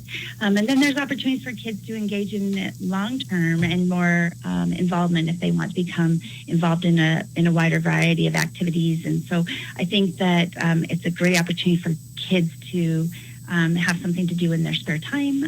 They get to learn and gain from volunteers that are willing to share their expertise and their time with them. So I think that the life skills that they build and grow with in 4-H is something that truly can help them as they grow into adulthood and enter the workforce and as citizens of our community. So this is obviously something you really believe in. This isn't just a job. Yeah, I think that you're exactly right with that. Honestly, even our household family is involved in it. So, yeah, I would say the 4-H program is probably all-encompassing in our life. So you are correct. Okay, again, I'm speaking with Dawn Marie Sanchez. We're talking about the Laramie County 4-H program. For some kid who wants to get involved, what's the process? Do you just sign up and go to the meetings, or how does that work? Yeah, I would say probably the best number one step would be to give the extension office, the 4-H office, a call. And then what we can do is we can walk them through the process. It's very simple and easy to get signed up. In 4-H is that it's an online registration program that we call Z Suite. And the youth go in there and they register and sign up for 4-H. And then we as extension staff can help match them up and to a club that maybe fits their interest or what they have they want to gain knowledge in. So then we can match them up with a club or an activity if they do want to do those one-type activities. And then we can get them enrolled like that and get them going. I will tell you that right now, that as I shared, is that this is the kind of the time that we're super wrapping up what has occurred and transpired over the course of the last year. So over the course of August is that this is probably the culminating event for many kids. And then we really kick off and start the new 4-H year October 1st. And so I would truly, truly encourage kids to give us a call now, and we can help them get it on their radar and get them signed up and get them going and get them kicked off the 1st of October. And by the way, the 4-H Extension Office phone number, if youth are interested, is 633-4383. The other part I guess I would like to add to that is that we also are looking for volunteers. So it takes a wealth of volunteers that are willing to give their time, and that can be a short one day or it can be more involved. And so if there's individuals out there that would be willing to come and help and volunteer for the program, that would be great. We would love to have them as well. Are there any particular qualifications needed to be a volunteer? No. Time and willingness to work with kids, I would say, is the only qualification. But you don't need any special expertise or training or academic background? Not at all. I mean, volunteers is that, honestly, we need just simple volunteers that are willing to, we were just talking yesterday about that we need somebody to hand out sawdust tickets at the fair. And so we just need somebody to sit at a table and take tickets and give sawdust to kids, and it can be a simple job like that we need to volunteer with, or it can be more intense if they do have an expertise or a knowledge and they want to teach a project meeting, for example, around photography, for example. If they have an expertise in that and they want to offer some photography workshops for kids, then obviously we can utilize that skill set as well. So it really is a matter of how much time that they want to contribute, and we can find a niche for them. And then obviously if they do have that expertise or that knowledge in some particular area that they want to share and teach, then that would be fabulous. We can help them get them matched with kids. Dawn Marie, does it cost kids anything to take part in 4-H? Yeah, there is a small $10 enrollment fee that is their enrollment fee for the year. However, we don't want that to be any financial hardship on any family. So if that's something that a youth would need the assistance of a scholarship, we definitely have scholarships for kids to get involved. So we don't want any kid to be excluded because of a financial requirement. Dawn Marie Sanchez with the 4-H program is my guest on this segment of Weekend in Wyoming. Obviously, we're talking about the Laramie County 4-H program. Dawn Marie, if there's a kid out there that's thinking maybe I want to do this, what would be a typical 4-H schedule for the school week? Do you go to a bunch of meetings? Do you work on your own? Do you go to classes? How does that all work? Yeah, that's a great question. So typically the kid that enrolls in the traditional 4-H program, we would match them up to a 4-H club. And 4-H clubs are, we have numerous of them within the county, and some of them meet out in the outlying areas, including Burns or Pine Bluffs out there. And then we have 4-H clubs that meet within the Cheyenne area. We have a 4-H club that is directly on the military base, and that's one of our newer 4-H clubs. It's called Warren Warriors for kids that are military kids. And so we would match them up to a 4-H club. And then within the club, each club has their own maybe schedule that is set by parents and kids, because the clubs are ran by the kids, by the youth in the club. And so they set a schedule, and usually the clubs meet 6 times a year. That's what we require, and that's usually once a month. So some clubs may kick off in October and go once a month and be done in 6 months. Other clubs may start a little later in the fall and run into the spring area. And so usually they are involved in one meeting a month for at least 6 months. And then usually each club does one community service project, and the kids get to decide as a club what that might be. And that might be cleaning up the highway, or that might be picking up rocks, or it might be making something for the nursing home, or whatever the kids decide to do as their service project. And then beyond that, they have some project work depending on what they select as a project. If they choose a project like shooting sports, our shooting sports program is they can get as involved as they want. And shooting sports kicks off in March, and they meet weekly for 2 months, and the kids actually get to go in and shoot and learn how to be safe with firearms, and then they can advance to county and competitions. So that's a pretty active project that they would choose. If they chose a different project, such as range management, for example, that might be something that would be more simplistic and that they would maybe just work on it at home and they can do self-taught on that project if they want. So it's really as involved as the kids want to be involved in the project-based work, and depending on what project they choose to be involved in might depend on how much they have in terms of project needs. So it doesn't sound like a kid needs to commit to 10 or 20 hours a week here. Oh, no. Yeah, it's not designed like that at all. It's designed to complement and be able to fit into schedules, and so that kids still have the opportunity to engage in the other many activities that hopefully that they're involved in and have an interest in. Okay, I've been asking Dawn Marie Sanchez with the Laramie County 4-H program questions here for the last 18 minutes. Dawn Marie, is there anything you would like to tell our listeners about 4-H that we haven't covered, or anything you'd like to especially emphasize? Yeah, I guess I would encourage if kids are interested that aren't engaged, or even community individuals, I guess I would like to invite them and to the Laramie County Fair, is that this is a great opportunity to come and view it and showcase and be able to see what the kids have been working on, and maybe that can help them gain an interest. There'll be static exhibits on display, livestock projects going on. And as I shared, that runs August 3rd through the 14th. So I would definitely encourage them to get involved. Specifically, we even come out and eat ice cream. The 4-H Junior Leaders, which is our leadership club, is having a free ice cream social on Sunday at 4 o'clock p.m., which is Sunday, August 8th, in the Archer Event Center. So come eat ice cream and see the static exhibits. The livestock will be there. That's a great time to do. There's also a movie night on Thursday, August 12th at 7 o'clock. So those are two events that are being put on by our 4-H youth that anybody's involved or invited to. So I think it's a great time to come see and support our kids and come learn about 4-H through the Laramie County Fair. And again, for people who are just joining us, I believe you mentioned, and correct me if I'm wrong here, that the whole program starts again October 1st. Is that right? Yeah, that is correct. And so that would be a good time to sign up for 4-H then?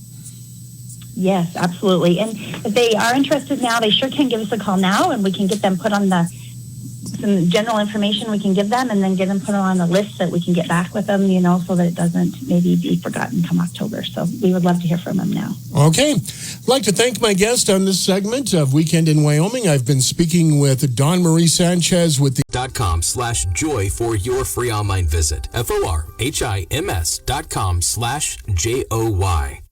Are you one of those people who thinks it's okay to drive stoned? I mean, what's the worst that can happen? You end up driving below the speed limit? It's no big deal, right? Wrong. The truth is, your reaction times slow way down when you're high. You not only put yourself in danger, but everyone around you. Talk about a buzzkill.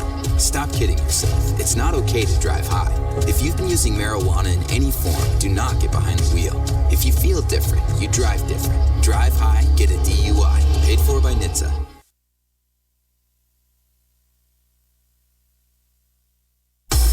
You're listening to Cheyenne's News and Talk Station, AM 650, KGAB, Orchard Valley, Cheyenne, a town square media station. So how are things? Family good? Yeah, we're doing well. Well, hey, we missed you at the game last week. Is everything all right? I just haven't been feeling like me lately. Okay. You know I'm here for you, right? And there's support too. That's a cut. Beautiful, fellas. Beautiful. Acting is one thing. Talking about suicide in real life is another. In the military, you take challenges head on. And now it's your turn to do the same for our veterans. Be there for someone you care about. Learn how you can start the conversation at BeThereForVeterans.com. Whether you're planting a tree or digging a foundation, contact One Call of Wyoming at 1-800-849-2476 or 811. Call 2 business days before you dig. It's free and required by law. Repairs to utilities can be expensive. Cutting a gas line or electrical line can be deadly. No matter if it's weekend yard work or major construction, call One Call of Wyoming at 1-800-849-2476 or 811. Sponsored by Public Service Commission, Wyoming Association of Broadcasters, and this station. How long does it take to get to the forest? That's not far. What are we gonna do? Hike? Sure. Are we there yet? Yep. It's a short drive from your neighborhood to your naturehood. Visit discovertheforest.org, brought to you by the Ad Council and the U.S. Forest Service. AM 650 KGAB, Cheyenne's #1 news talk radio station. I'd like to thank you for joining us once again for the Weekend in Wyoming program. As we wrap up another week, we'll do it again next week from Saturday from 11 to 1 right here on Cheyenne's #1 news talk radio station. In case you missed it, on today we had Tim Thornell, CEO of Cheyenne Regional Medical Center. We talked a little bit about COVID locally. We talked about the impact of Cheyenne Frontier Days on the hospital emergency room. At 11:33, we had Laura Hafner, the principal of the Cheyenne Virtual School Program. That's a program here in Laramie County School District 1 for virtual learning, and she talked about that. At 12:05, we had Laramie County Sheriff candidate Patrick Long. Patrick running as a Republican for Laramie County Sheriff. We discussed some of the local issues, what he sees as the reasons to vote for him for the sheriff's race, and just crime in general. And then we just heard from the Laramie County 4-H program, Dawn Marie Sanchez, talking about what they do and some of their programs available locally. So thank you for joining us. If you missed any of those and you'd like to catch them, they will be posted on our Facebook page as part of a podcast this upcoming week. I think Ben usually gets those posted about Tuesday or Wednesday, so if you'd like to hear those will be available for your listening at your convenience. Have a great weekend. Be safe for the remainder of Cheyenne Frontier Days. Thank you for joining us. This is AM 650 KGAB, Cheyenne Orchard Valley. It's 1 o'clock. Have a safe weekend. We'll talk to you later. Overwhelmed at the border. I'm Joe Chiro, Fox News. Local officials along the border with Mexico say the migrant situation is getting worse. Fox's Rich Edson is in La Joya, Texas. And you're seeing about 2,000 to 3,000 migrants a day crossing in the Rio Grande Valley sector, and those who are at least apprehended. Sometimes it gets to be more than that. Border Patrol agents tell us that they're putting masks on immediately. They're making sure that the migrants have masks, and that's the way that they're trying to prevent COVID here. Also, Customs and Border Protection officials say if migrants are displaying COVID symptoms, they will take them to local health care providers. Though local police here say the federal government is still releasing some COVID-positive migrants into the community. The Justice Department is suing the state of Texas to prevent troopers from stopping migrants. The federal COVID eviction moratorium expires today as Democrats in Congress failed in a last-minute attempt yesterday to renew it. Massachusetts Senator Elizabeth Warren on the Senate floor today calling on colleagues to extend the moratorium. It is the right short-term action. It's how we keep families safely in their homes while states deliver emergency aid. It's how we keep families who are starting to recover from the worst economic crisis of their lifetimes get back on their feet. Over 3.5 million Americans could be eligible for eviction once the moratorium ends. The Senate is in a rare weekend session in hopes of passing $1 trillion infrastructure bill before the August recess. Senate Majority Leader Chuck Schumer says the text of the bill still isn't done. Senator Schumer says he'll also try to push through a $3.5 trillion spending Democrat-backed human infrastructure package that includes mostly social programs. America is listening to Fox News.